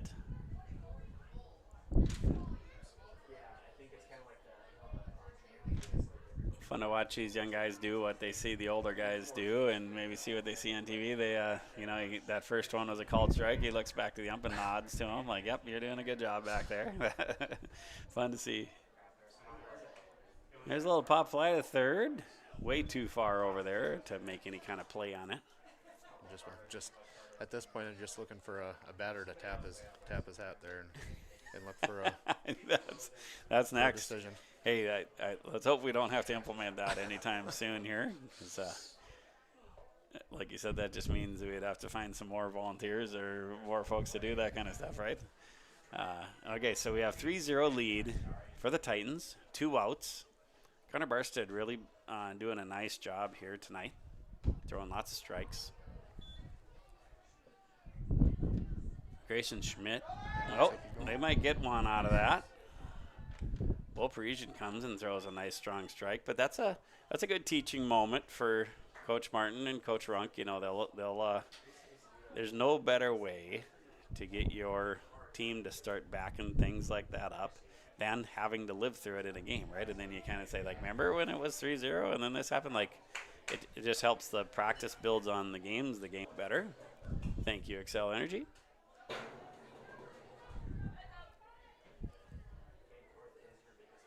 Well, these, you think about the battle that Schmidt has put on here. While he's done this battle, you've had either pass ball or a wild pitch or whatever and scored a run. And now he's going to rip one down the line here with, so that was about as good of an at-bat as a kid can have. And Schmidt might have a triple out of the deal now. Throw it into the cutoff Peterson, and that will roll all the way to the catcher, Grady Paulson. Now you're sitting with a guy at third again, and 2 outs, still 3-1. Coach Runk is going to have a quick visit here. Keep watching on yourliveevent.com. We're going to take a quick break. R&J Broadcasting Incorporated is accepting applications for a broadcast sales representative. Applicant should be self-motivated, organized, have ability to communicate clearly, and the desire to help our customer partners grow their business with customer service for their advertising and marketing needs. All experience levels are encouraged to apply. To apply, email your resume to apply@rjbroadcasting.com. R&J Broadcasting Incorporated is an equal opportunity employer. All right, we are back here. Runner at third, 2 outs, 3-1 lead. The Titans are clinging on to. Oh, their ball's hit hard to the outfield. That's going to be another run. So we're looking at 3-2 Wahpeton. Really nice hit there. Now we'll have a runner at first base instead of third with 2 outs still. And the batter is Jackson Formanek.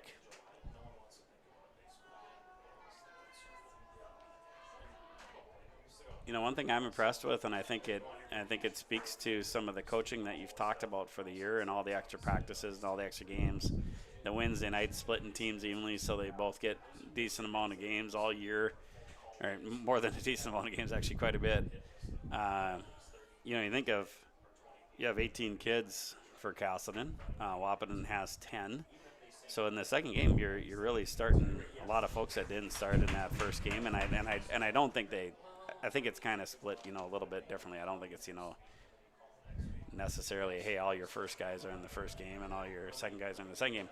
But either way, you're showing a competitive team out there in both games, which bodes well for the future, doesn't it, for these guys? Yeah, anytime you can get these close games, and like we've talked about, more at bats, more time in the field, more innings played. In the end, it's you're learning.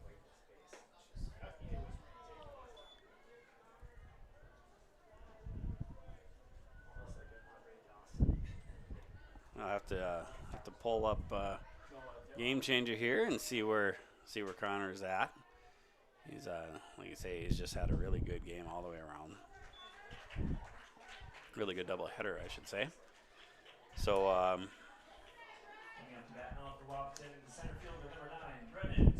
That's going to bring up Brennan Scovolt. Hanging on to just a narrow lead now is Casselton. And Barsted's creeping up there. He's got about 65 pitches on the evening. Grady Paulson doing a nice job working behind the plate.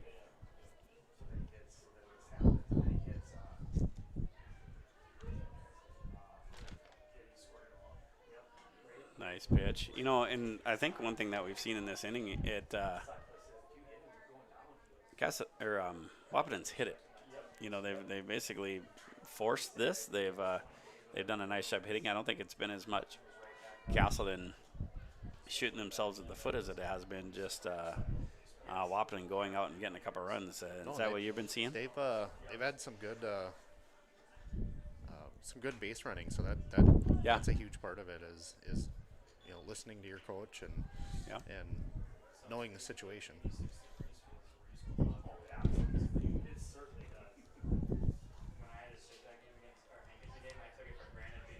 So once again, this is Brennan Scovolt. We have runners on first and second. 2 outs. It's been 2 outs for quite a while. So really kudos to Wahpeton to just continue to rally here with 2 outs.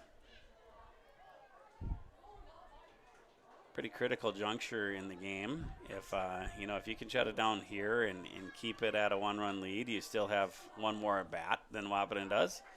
But if you kind of let this rally continue and end up with getting behind here, then you start getting some pressure on you here. So Coach Nick Martin's coming out. I have a feeling that's going to be it for it. This is the second meeting of the inning, so we will take that opportunity to have a break. Keep watching on yourliveevent.com.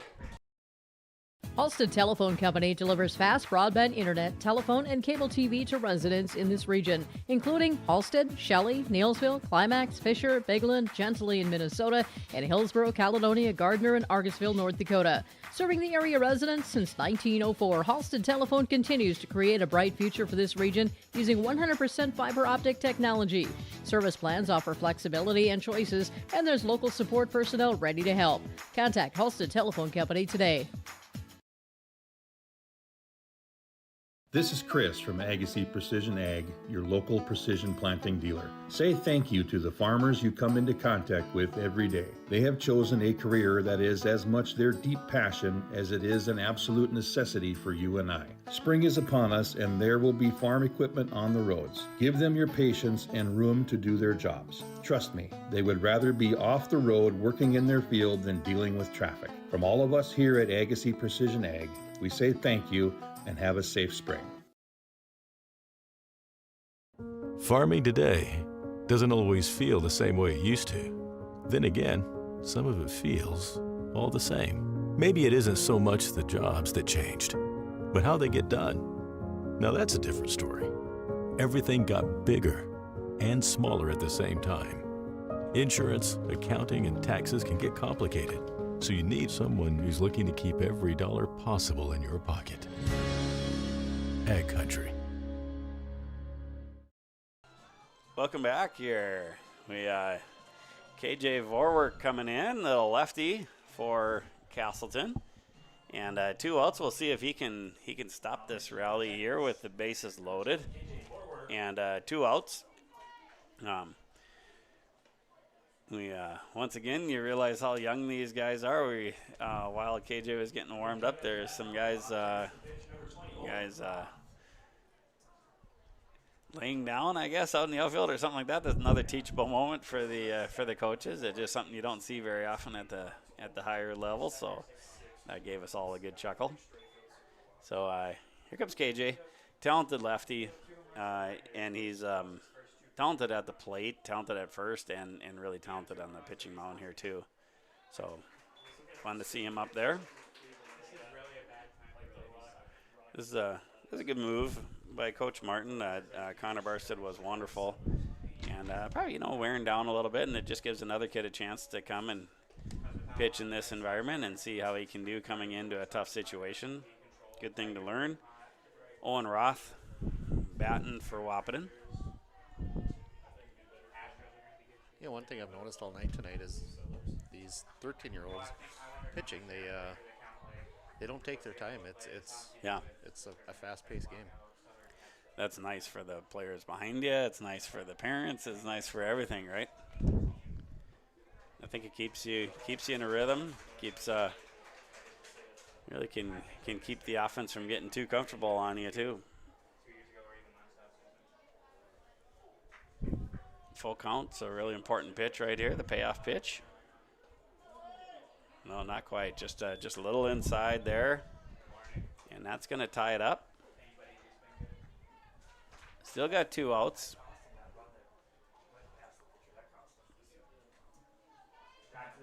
That's top of the order now for Asher Steffens, first baseman for Wahpeton.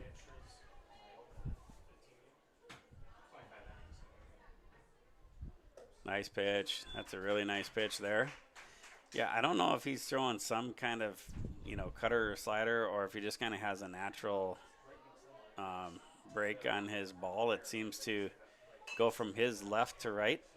There's Parker Peterson has a chance here to make the out at first base. Really nice throw there over to Jackson Wilcox.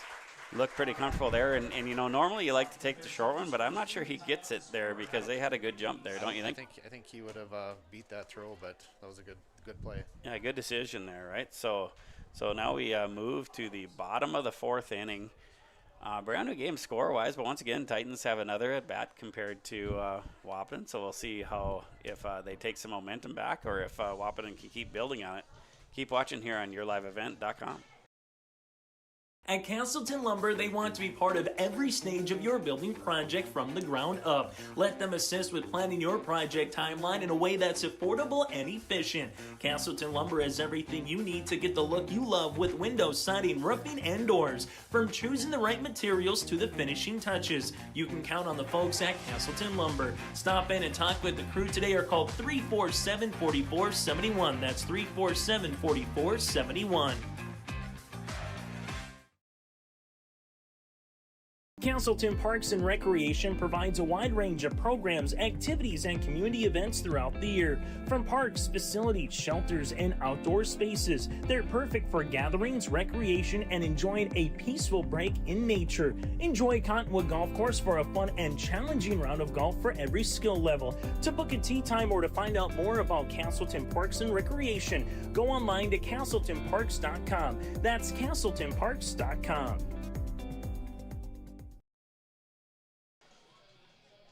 All right, welcome back here in the bottom of the 4th inning, 3-3. Looks like we have a new pitcher here. We think this is Brooks Logan that either came in just now or maybe we missed him when he first came in, but I think he's new there. The flat brim bill on the cap kind of tipped it off. Something looked different. Nice throw down by their catcher. Here comes Bo Parisian. Bo Parisian, we got a chance to see a little strong arm there from him, and he also has gotten into a couple, whether they've been fair or foul. Off the field, when he's not playing baseball, he likes hanging out with friends.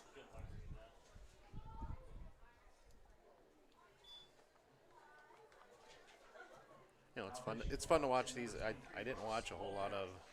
I don't think I've seen a game of Titans this year. Last year I watched quite a few of their rookie games. Yeah. And even as all these players get older, where and how they stand in the box, if they're open, if they're closed. Sure. In, out. We tried with Jack, the youngest, for 5 years to get him to move up in the box, and now he's, Cobbervig and Boer have him hugging the line. So isn't that interesting? Yeah, you isn't it amazing how parents can tell someone a million times, and you get a coach that they really look up to, and can maybe push in a little different way. Next thing you know, plus I just have a feeling Jack might be at that age where he's ready to do whatever it takes to keep on getting better at it, right? And he's a hard one to pitch to, so it's. Yeah. All right, Bo Parisian. Fun to see him hustling down here with the ball that got back to the backstop. I was almost half thinking he might head to second there, the way he was busting out of the box. I just have a feeling that Coach Runk and Coach Christensen out there are going to get aggressive. Yeah, I think you're right. I would not doubt that for a second. Porter Kingsley's another one of these guys who, off the field, when he's not playing baseball, likes to fish. His dad is the head girls track and field coach for Central Cass.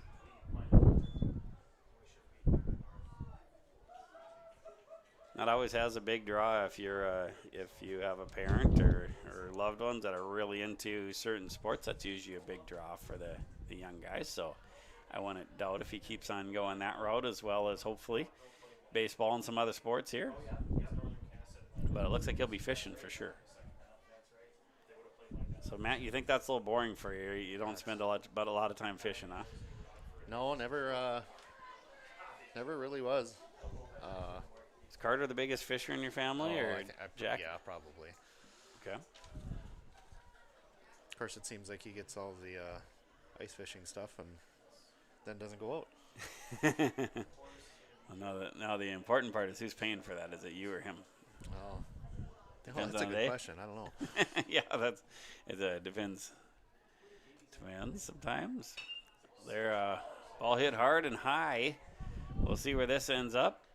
Oh, almost had it. Almost had it. He's going to go, and this is going to be a tough one.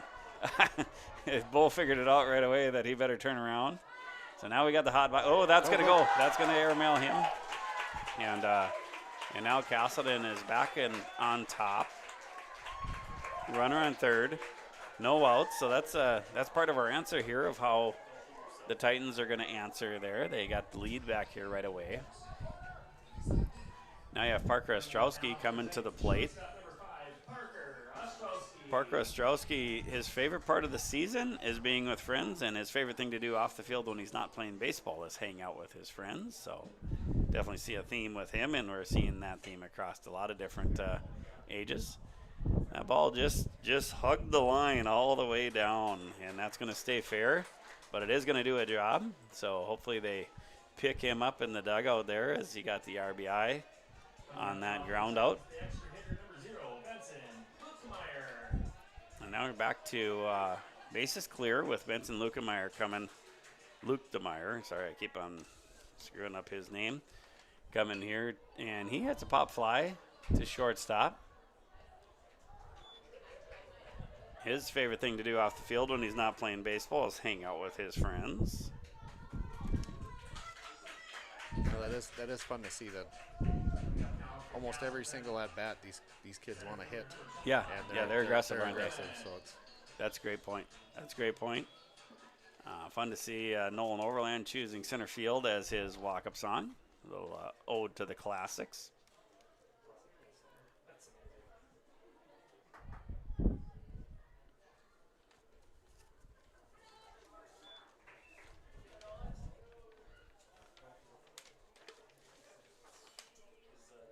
Nolan Overland, his favorite baseball memory was scoring the winning run in a big game.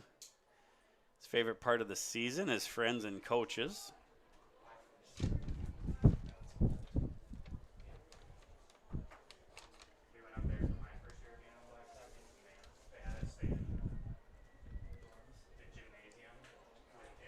I think with a night like this, just with the weather that we've been having, I think everyone out on the field wouldn't complain if they played 3 5-inning games. Yeah, isn't that the truth?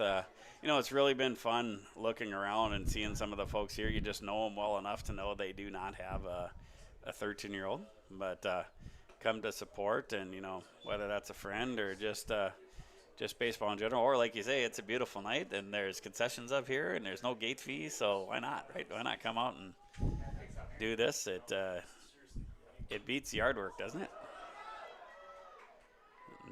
Nolan is a fast runner, but not quite fast enough for that one. The pitcher did a really nice job of hopping off the mound and getting the out there. And once again, that is Loken that hopped off the mound there and is the new pitcher. So keep watching here on your live event as we will head to the 5th inning. Titans retook the lead 5-3. Keep watching here on yourliveevent.com. At Bank North, we strive to enrich the lives of everyone we serve. One transaction, one relationship, and one community at a time. We do it by supporting kids and schools, pitching in to help neighbors in need, partnering with rural businesses, and providing all the traditional and modern banking products and personalized lending services you expect from a reliable financial partner. Bank North. Always true. Growers, prepare your fields and yields against the wet conditions today and beyond with the Drain Tile Project from Chad's Excavating out of Mayville. Drain tiling will improve and increase your yield and land values for years to come. Chad's Excavating provides free detailed estimates, and with over 40 years of combined success, they provide professional installation and service. Call Chad today to prepare for your future and any questions that you might have. That's Chad's Excavating out of Mayville, helping farmers grow. Welcome back. Here is the top of the 5th inning. 5-3, Casselton. And they have KJ Vorwerk on the mound. We're going to try and get through some of these questions that we've missed here. Adam Zemer, his favorite part of the season has been all the teamwork. That's fun to hear for any coach, right? And off the field, what he likes to do when he's not playing baseball is playing all sports. You've had a kid or two like that, I think. A lot of us probably have, and maybe were that back in the day too. Vincent Luchtemeier liked going to the Grand Forks tournament as his favorite part of this season. Brennan Owen, what he likes to do off the field when he's not playing baseball is play some football. Coach Butler liked to hear that. Or Coach Luchtemeier here, who has a kid on the team. I'm sure he'll like to hear that too.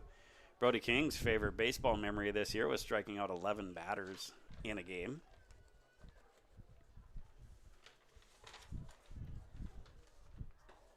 Nice part about some of the game changer stuff. A little easier to keep track of that stuff, right?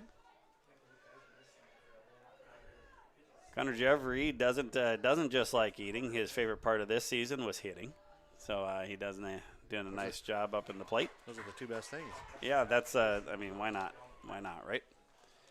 So batting right now is number 10, Ryland Jacobson. He's the second batter. That's a nice pitch. Yep. Gavin Nearson's favorite baseball memory was striking out all 3 batters in 1 inning. His favorite part of this season was staying in a hotel, hanging out with friends. And his favorite thing to do when he's not playing baseball is playing VR. I'm guessing that's virtual reality, if this old man is right. Max Reinke coming up, the shortstop. He's been really fun to watch. He's just been a really talented kid. From everyday banking to ag and business lending, Bank North supports local families and businesses with financial solutions rooted in community commitment and local decisions. Visit banknorth.bank to learn more. Bank North, member FDIC, and equal housing lender. Thank you, Bank North. All right, we'll keep going down the list here. Grady Paulson, he also likes playing football when he's not playing baseball. Jax Wilcox, add him to the list of guys that off the field likes to hang out with friends.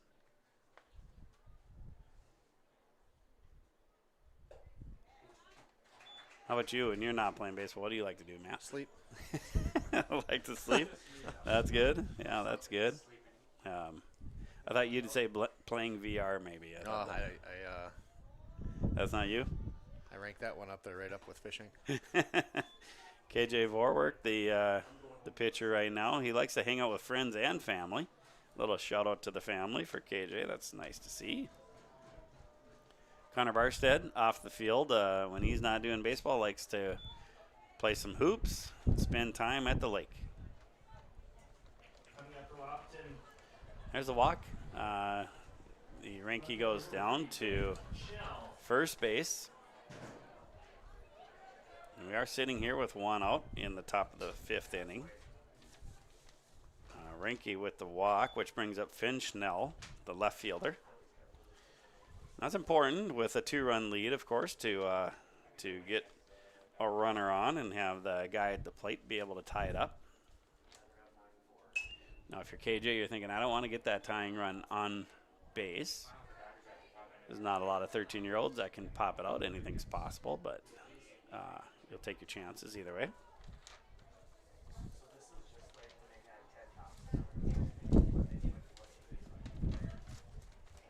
would expect Wahpeton to start to get about as aggressive with leading off. And yeah, there's a little one hopper to Bo Parisian. He got the first one. Not quite in time there from Peterson to Wilcox to get the second one. But that all-important second out of the inning does happen, and they get the lead runner. So Cruz Pearson, one of his favorite part of the season is having the most pickoffs on the team. Nolan Overland hanging out with friends. Owen Schwer, favorite baseball memory is getting second place in rookies. Favorite part of this season was being the leadoff hitter. Really liked hitting on the top of the order. And then what he likes to do, now we're getting into your sports. His favorite thing outside of baseball is bowling. There we go. Probably doesn't do wonders for your back. I'm a terrible bowler. Yeah. Unless you're talking about like Wii bowling. Oh, you're not too bad on that? No, I'm pretty bad at that too. Oh, okay. So Parker Peterson, his off the field thing, he likes going to the gym with his friends.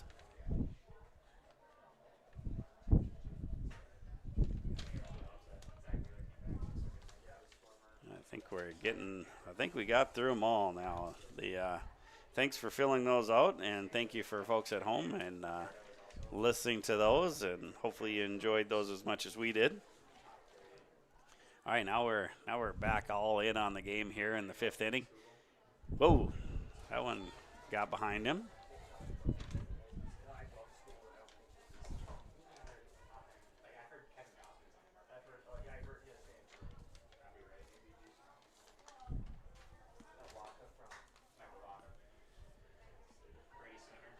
Getting up to second base there helps, but of course you do have 2 outs and you have the 2-run lead, so you can really focus on the batter here still. KJ, nice job with the strike there. Number 7, Owen Hager, is the extra hitter, and that's who's batting right now. Owen kind of looks the part there in the batter's box, doesn't he? Yes. Yeah, I mean, it looks like at any point that could be a walk. Yeah. And now it kind of changes things a little bit here. You get another one of those down left field line. Yeah. It could be a tie game. Absolutely. So Grayson Schmidt, the second baseman, coming up. He looks pretty dang comfortable in the box here as well. Foul ball. Excel Energy does sponsor our fall balls. Excel Energy is proud to support Casselton baseball and the community spirit that brings everyone together. Excel Energy, making energy work better. 2 outs, guys at first and second. One of those, oh, look at that. They got, oh no, there's that can happen too. So we throw it into right field. And there we got a 5-4 game. And all of a sudden things are getting really interesting. You have a runner on second base, 2 outs, and you got a 1-run game. You have a chance to have them picked off, and it ends up going into right field. But the job for KJ really doesn't change. You got no balls, 2 strikes on the batter. That's a nice pitch. That's right around it. Right around it there. 1 ball, 2 strikes.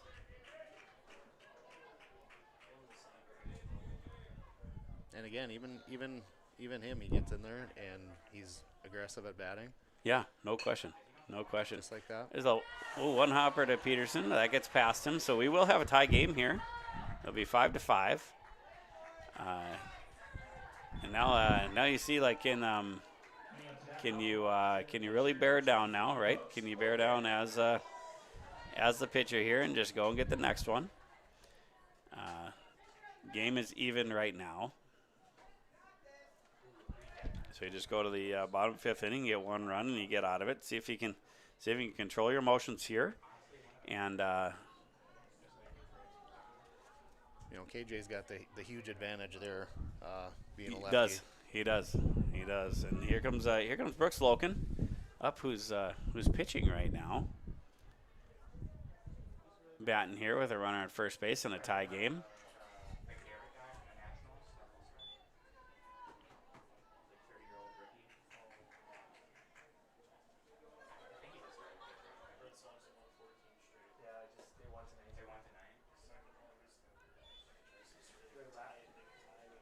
Somehow didn't get hit on that one, right? He had to do a little dance move there to stay away from it.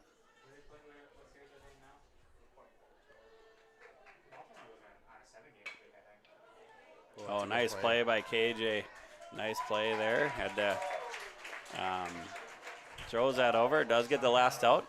Now you have a chance for a walk-off for Casselton Titans. It is 5-5 in the bottom of the 5th inning. Keep watching here on yourliveevent.com. At Enbridge, we're focused on relationships. 23 Canadian First Nation and Métis communities now own an equity stake in Enbridge Athabasca Pipelines. In Minnesota, Enbridge has spent $450 million and counting, with Native-owned companies and in wages to tribal members working on Line 3. Every day brings new collaborations, partnerships, and possibilities. Learn more at Enbridge.com. Homegrown local radio is now worldwide with 24-hour streaming. Download the RJ Radio app to hear local voices from local radio with KRJB, KRJM, and KKCQ 24 hours a day from anywhere. You can listen to your favorite programs like the RJ Family Morning Show, local news, farm markets, music, high school sports, church services, more from anywhere. KRJB, KRJM, and 96.7 KKCQ is streaming on the RJ Radio app. Download it to your device and take us with you wherever you go. Stay up to date all year long with your live event from our social platforms with X, Facebook, and YouTube. From the latest coaches show to watch game broadcasts back on demand from earlier in the season. Search your live event on YouTube and hit subscribe. Outside the three-point arc. Pick and pop here with Spaeth into the left side corner. 3, good. For the complete and most up-to-date schedule throughout the year, head to our website at yourliveevent.com. Welcome back here. We're at the bottom of the 5th inning here between Wahpeton and the Titans in this 13U. Great game. Titans did get the first one. Talented hitter Gavin Nearson coming to the plate. So he's going to get a little pinch hitter opportunity. And, possibly could be depending on what happens here in the next half inning, he could either be in the game or it could be a re-entry type thing. And he'd pop up, and there is the first out with a little pop up to third. That's a huge out for Wahpeton. Yeah. You come in and game's tied up like that. That's to get that first one out of the way. It's kind of calms the nerves. Yep. And here's Brody King, who's also getting a little pinch hit opportunity here.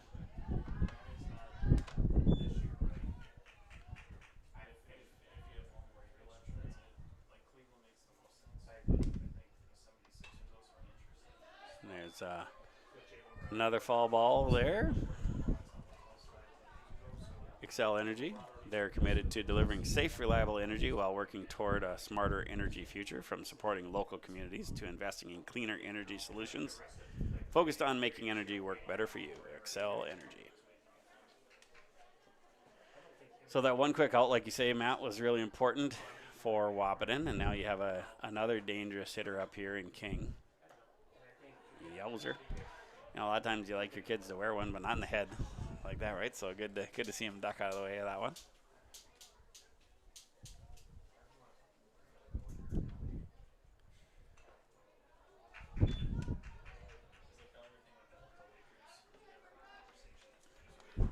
He was way up in the count there and had the green light to swing it.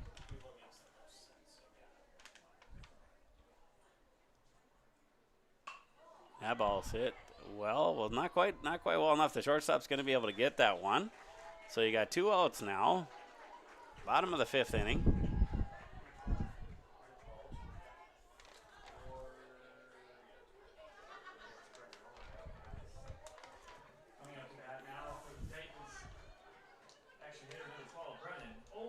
Brennan Owen, who burnt the left fielder. You can see the left fielder moving back now. Doesn't want to mess with that again. It looks like he's got a lot of swing behind him. Yeah, kind of a natural power swing, it looks like. I'm kind of interested to look and see what the season looks like for him, because just judging by some of his answers, he made it made it sound like he didn't have a lot of them, but like you said, I think he's one of these guys, when he does connect, he's going to get into it pretty well.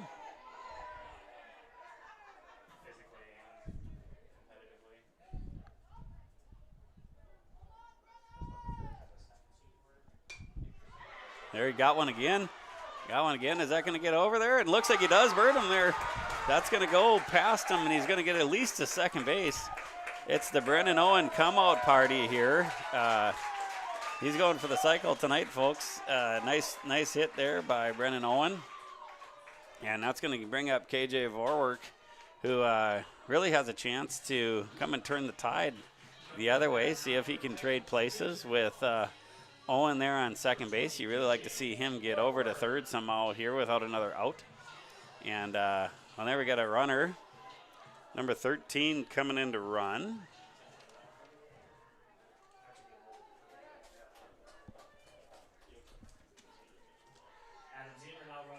That's Adam Zemer out there at second base. And they're going to walk KJ Vorwerk, which is not a terrible decision either.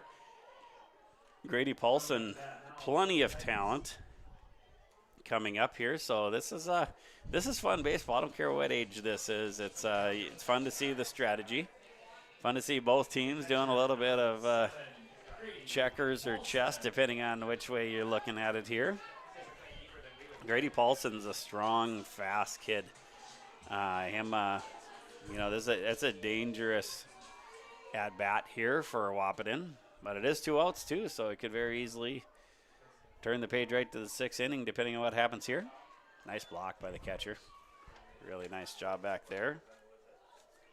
And that's where it's fun to play towns like Wahpeton, where they're, good experienced coaches, and it's a good program. So it's like you said, they know where to move the chess pieces. Yeah, it's not a rollover, right? It's both teams have to play well. Nice job, and they get it. And now they're going to be out of the 5th inning. We'll head to the top of the 6th. Keep watching here on YourLiveEvent.com. You might get your wish with that extra 5 innings here, Matt.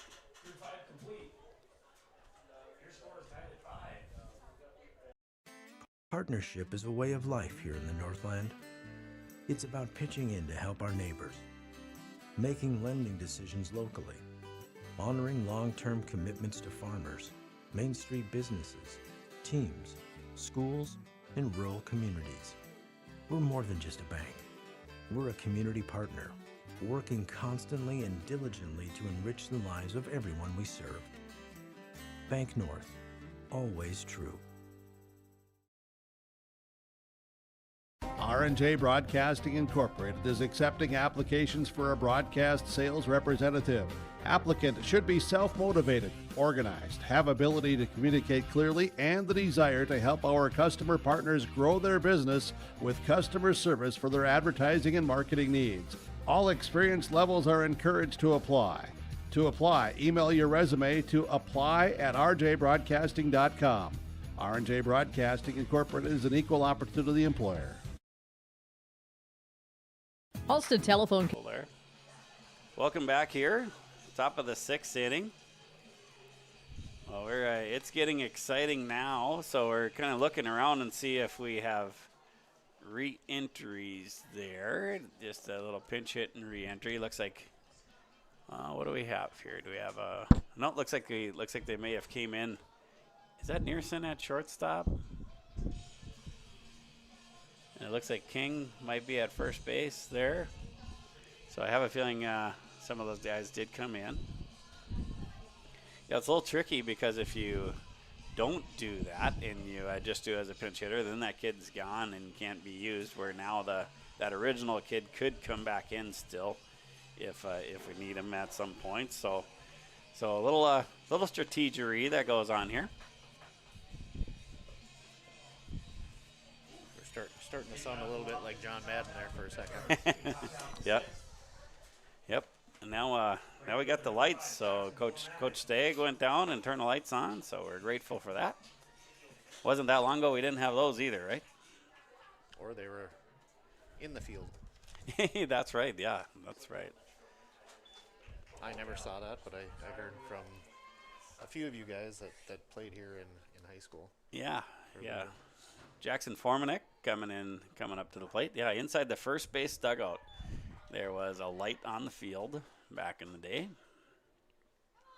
That was mid-90s, so at least up until then, I'm not sure when they removed that.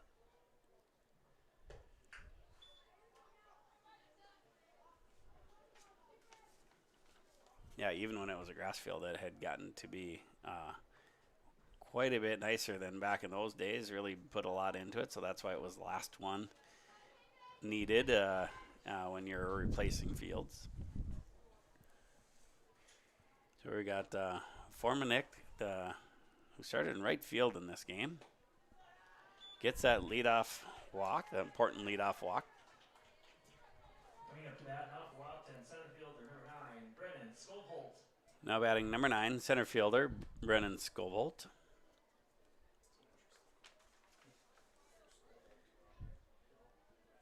Yeah, that first out on there, or that first guy on is important. Be interesting to see what all they do here. If this is a little bit of a fake bunt steal, or if he might lay one down. Looked like a pretty good lead over there at first base by Formanek.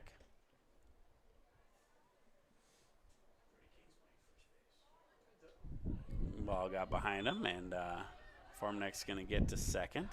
Look at that, he never slowed down there. Made his way about halfway to third there, and then got back. That's a great example of your awareness. He knew that no one was there, and he went quarter of the way there. Yeah, absolutely. So Runk's going to give a quick little mound visit. We're going to take a quick break. Keep watching on yourliveevent.com. Broadband internet, telephone, and cable TV to residents in this region, including Halstead, Shelley, Neilsville, Climax, Fisher, Bigland, Gentilly in Minnesota, and Hillsborough, Caledonia, Gardner, and Argusville, North Dakota. Serving the area residents since 1904, Halstead Telephone continues to create a bright future for this region using 100% fiber optic technology. Service plans offer flexibility and choices, and there's local support personnel ready to help. Contact Halstead Telephone Company today. All right, we are back here, and they just laid down a bunt and tried to play at first, but that got past them, and they're going to get all the way over to third base, and Wahpeton's going to get in the lead here, 6-5 here in the top of the 6th inning. Perfect bunt laid down by Scoholt, so good for him. Owen Roth, who's done a nice job this evening, we've noticed. He's coming up to the plate here with the guy only 90 feet away and a 1-run lead with no outs. So that can be tricky to try and keep that guy at third.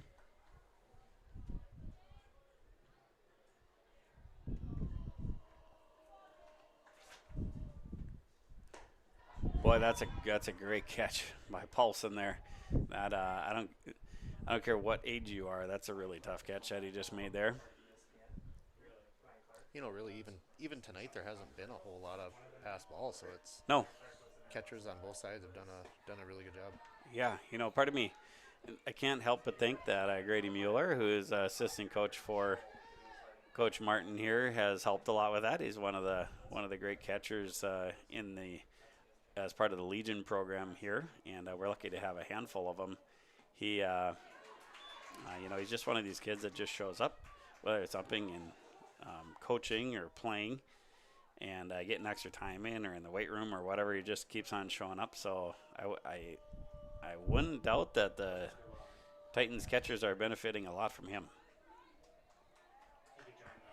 Got the foul ball there.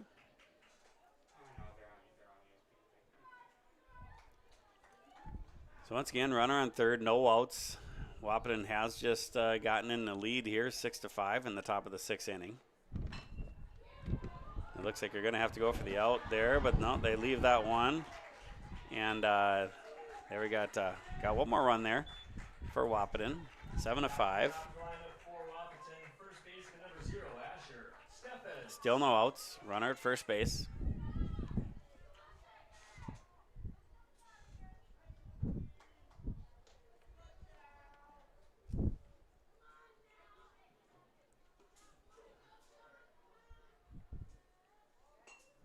Squared around here. You need that out at first. That's good hustle. Yep. Nice play there by both Paulson as well as King to get that out there. So now you got one out, guy in second.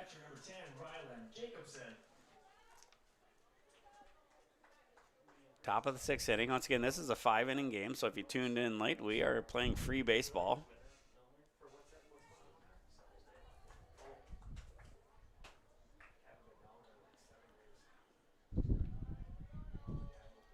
Whoa, that got him pretty good there.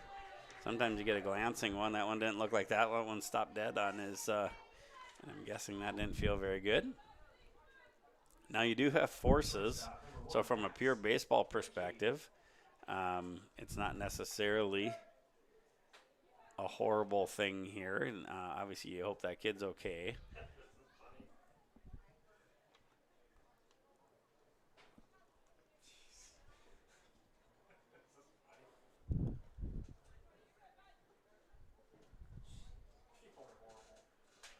Max Reinke coming to the plate.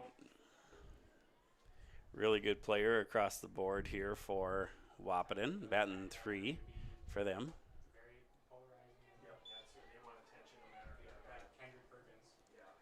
Yeah, I think the big thing with this next out here is just knowing where everyone is at. Yeah. Well, let's see if we can get it out here, though. If some, there you go. Nice job. You know, there was no one standing on second to get the easy throw. So right away he looks at third. He gets the out there, and then you get the lead runner, which is even better, right? Yeah. So good heads up play there, and I think that's Peterson out there in left. Correct me if I'm wrong, Matt. I think you're right, but yeah, that's just knowing the game, knowing where people are at, and like you said, getting that lead runner, protecting a run from getting in. Heads up ball all the way around. You know, and really, KJ's done a nice job. KJ's right around the zone. It seems like he has a lot of movement going from his left to his right. So it'd be our right to our left. There's a lot moving that way. And, you know, that can almost bode well for him against the lefty here because it's going to be moving away from them. Where for some of these righties, I think it was almost comfortable coming towards them. That one gets past, so they're going to be in.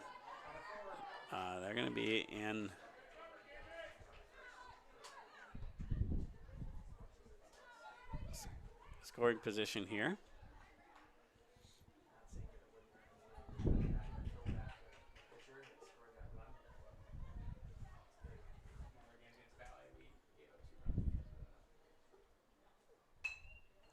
There's a pop fly there. Heading over to third base. Nice hustle by both Paulson and Ostrowski.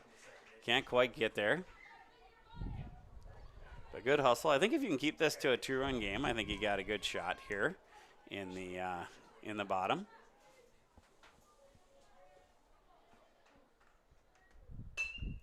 That's a nice hit. We'll see if the center fielder can get there. Not quite. That's gonna go a ways there. Let's see if looks like Peterson can get that. Throw it in.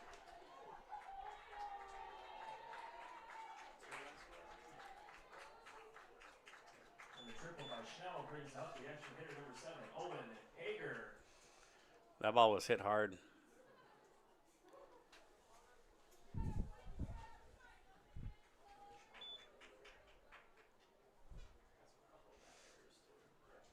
All right, we'll take that opportunity here to take a quick break. Keep watching here at yourliveevent.com. This is Chris from Agassiz Precision Ag, your local precision planting dealer. Say thank you to the farmers you come into contact with every day. They have chosen a career that is as much their deep passion as it is an absolute necessity for you and I. Spring is upon us and there will be farm equipment on the roads. Give them your patience and room to do their jobs. Trust me, they would rather be off the road working in their field than dealing with traffic. From all of us here at Agassiz Precision Ag, we say thank you and have a safe spring. Farming today doesn't always feel the same way it used to. Then again, some of it feels all the same. Maybe it isn't so much the jobs that changed, but how they get done. Now that's a different story. Everything got bigger, and smaller at the same time. Insurance, accounting, and taxes can get complicated, so you need someone who's looking to keep every dollar possible in your pocket. Ag Country. At Casselton Lumber, they want to be part of every stage of your building project from the ground up. Let them assist with planning your project timeline in a way that's affordable and efficient. Casselton Lumber has everything you need to get the look you love with windows, siding, roofing, and doors. From choosing the right materials to the finishing touches, you can count on the folks at Casselton Lumber. Stop in and talk with the crew today or call 347-4471. That's 347-4471. Casselton Parks and Recreation provides a wide range of programs, activities, and community events throughout the year. From parks, facilities, shelters, and outdoor spaces, they're perfect for gatherings, recreation, and enjoying a peaceful break in nature. Enjoy Cottonwood Golf Course for a fun and challenging round of golf for every skill level. To book a tee time or to find out more about Casselton Parks and Recreation, go online to CasseltonParks.com. That's CasseltonParks.com. Welcome back. Owen Schwer is in to pitch for the Titans. 4-run lead right now for Casselton. Cruz Pearson has came back into the game and catching. Looking around the field to see if there are any other changes. I guess to just quick go around the field because there have been quite a few changes. Parker Ostrowski's at third.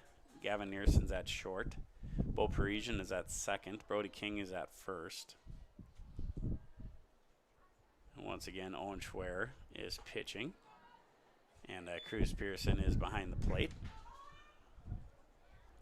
Parker Peterson is out in left. I believe Nolan Overland is still in center field. And Porter Kingsley, I believe, is still out in right field. And that is the last out there. So nice job by Schwer coming in and throwing strikes and ending that inning. And we will now move to the bottom of the sixth inning. We'll see if the Titans have some magic in their bats. Down 9-4. Keep watching here on your live event. Oh, 9-5, I'm sorry. 9-5. Keep watching here on yourliveevent.com. At Bank North, we strive to enrich the lives of everyone we serve. One transaction, one relationship, and one community at a time. We do it by supporting kids and schools, pitching in to help neighbors in need, partnering with rural businesses, and providing all the traditional and modern banking products and personalized lending services you expect from a reliable financial partner. Bank North, always true.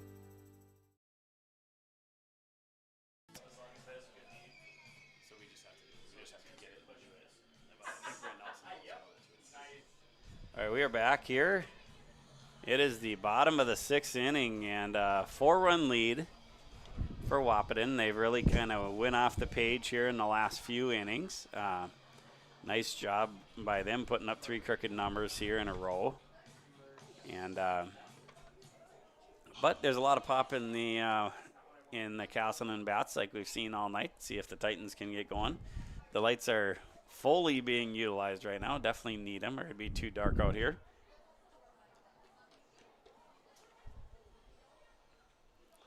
Nice night all the way around. Good night to be out there. Nice breeze.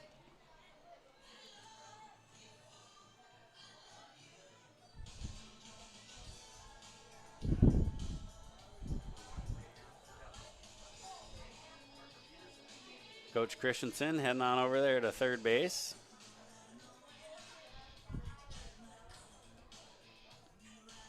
All right, here comes Parker Peterson to lead off the inning for your Casselton Titans.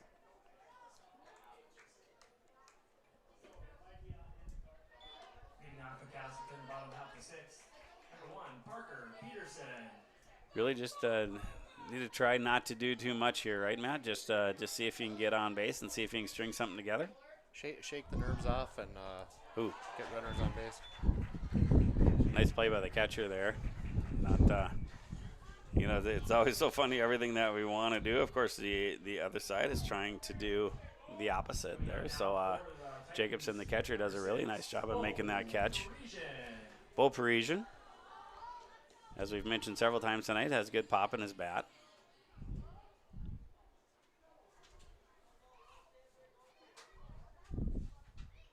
No, that's going to get him. That probably doesn't feel too good, but gives him a quick runner here with one out. Guy on first. Porter Kingsley coming to the bat.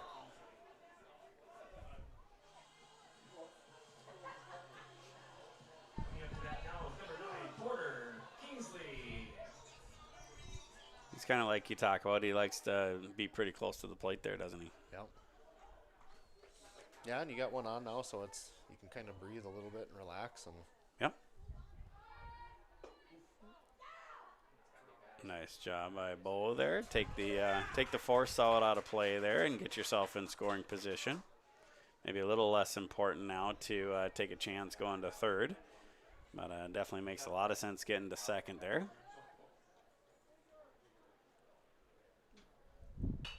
And that ball's hit well. Is that going to get over him? The left fielder's getting back. Really makes a nice play. Left fielder made a really nice play, but he got into that one. He got into that one. There's no question about that. Here comes Parker Ostrowski with 2 outs.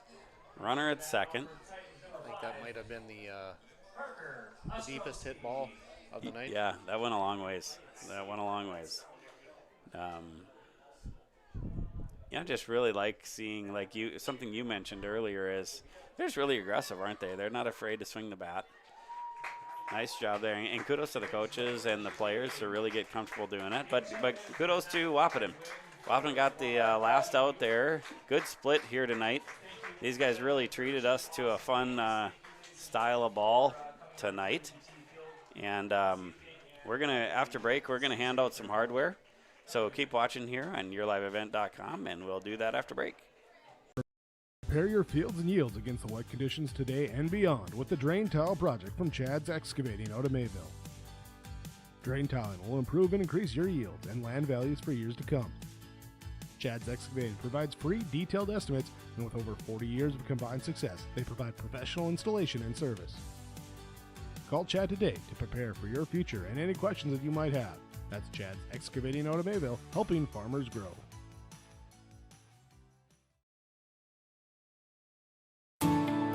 At Enbridge, we're focused on relationships. 23 Canadian First Nation and Métis communities now own an equity stake in Enbridge Athabasca Pipelines. In Minnesota, Enbridge has spent $450 million and counting with Native-owned companies and in wages to tribal members working on Line 3. Every day brings new collaborations, partnerships, and possibilities. Learn more at Enbridge.com. Homegrown local radio is now worldwide with 24-hour streaming. Download the RJ Radio app to hear local voices from local radio with KRJB, KRJM, and KKCQ 24 hours a day from anywhere. You can listen to your favorite programs like the RJ Family Morning Show, local news, farm markets, music, high school sports, church services, more from anywhere. KRJB, KRJM, and 96.7 KKCQ is streaming on the RJ Radio app. Download it to your device and take us with you wherever you go. Stay up to date all year long with your live event from our social platforms with X, Facebook, and YouTube. From the latest coaches show to watch game broadcasts back on demand from earlier in the season. Search your live event on YouTube and hit subscribe. Outside the three-point arc. Pick and pop here with Spaeth into the left side corner. 3, good. For the complete and most up-to-date schedule throughout the year, head to our website at yourliveevent.com. Partnership is a way of life here in the Northland. It's about pitching in to help our neighbors, making lending decisions locally, honoring long-term commitments to farmers, Main Street businesses, teams, schools, and rural communities. We're more than just a bank. We're a community partner, working constantly and diligently to enrich the lives of everyone we serve.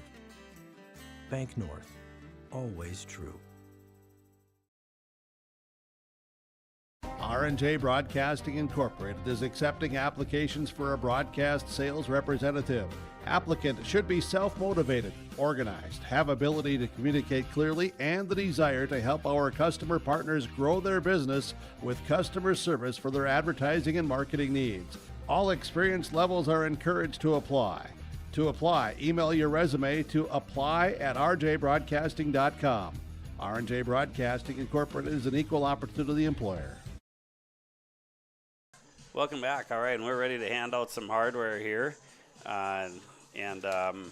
First off, the one that we're going to hand out is the Agassiz Precision Play of the Game. Agassiz Precision Ag, your local precision planting dealer. Agassiz Precision Ag in Hillsboro. Call 701-436-2119 or visit planterdoc.com. You know, in a lot of ways, their defense was just solid across the board, so it was a little bit tough to find a play. But when we think about just big spots, in the bottom of the fifth inning, so it was a tie game, and Nearson popped out, King popped out, so there's 2 outs. But then Brendan Owen has a big double, and then KJ Vorwerk gets intentionally walked. So you have guys on first and second, 2 outs.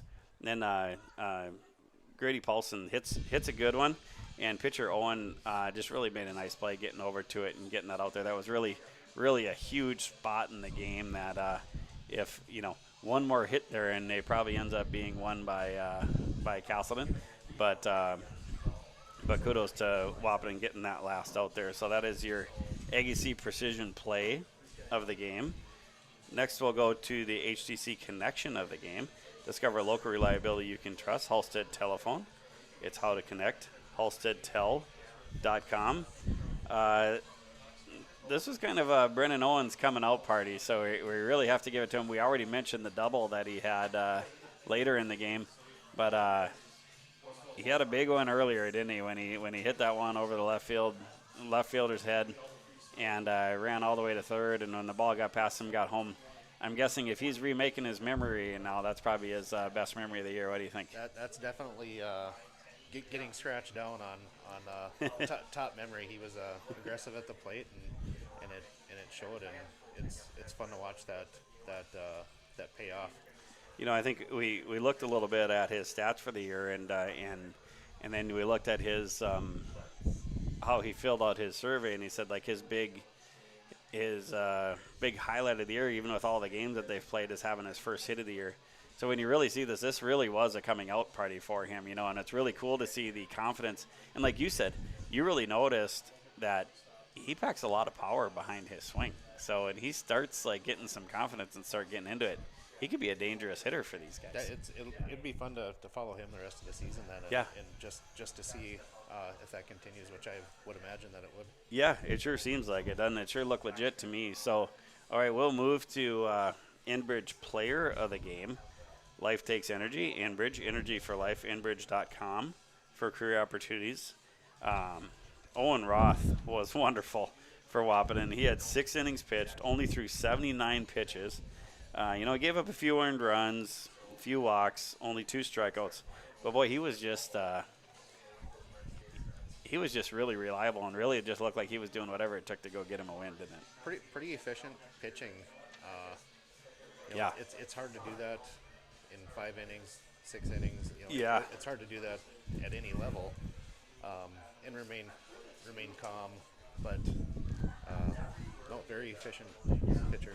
Yeah, really nowhere near the pitch limit, and pitching 6 innings, you just don't see that very often. So I think you're spot on. Well, this was fun. This was a good opportunity for these guys to get on the field now going forward after this year. Of course, they're going to play all their games on this field going forward, or all their home games, I should say. I think the coaches did a nice job, and really you got to see all these guys get out there and play quite a bit. Kudos to Wahpeton. They were a formidable foe. They were well coached. A lot to like here tonight, wasn't there, man? No, it was two really good teams, and I think 2 programs that love baseball and put a lot of work and effort into it. Yeah, absolutely. Well, Matt, thank you. Thanks for helping tonight. Thanks for being the color guy, and thanks for all that you do for the community and for the Parks and Rec and for Casselton baseball. And for Matt Dakota, I'm Brent Deverson. Tune in for the fall sports on yourliveevent.com, and we'll be back next year for Casselton Baseball 2 on yourliveevent.com. For now, get out and watch the postseason and cheer on those Haymakers, Black Stockings, Post 15, and these Titans here. And keep watching all the different events on yourliveevent.com.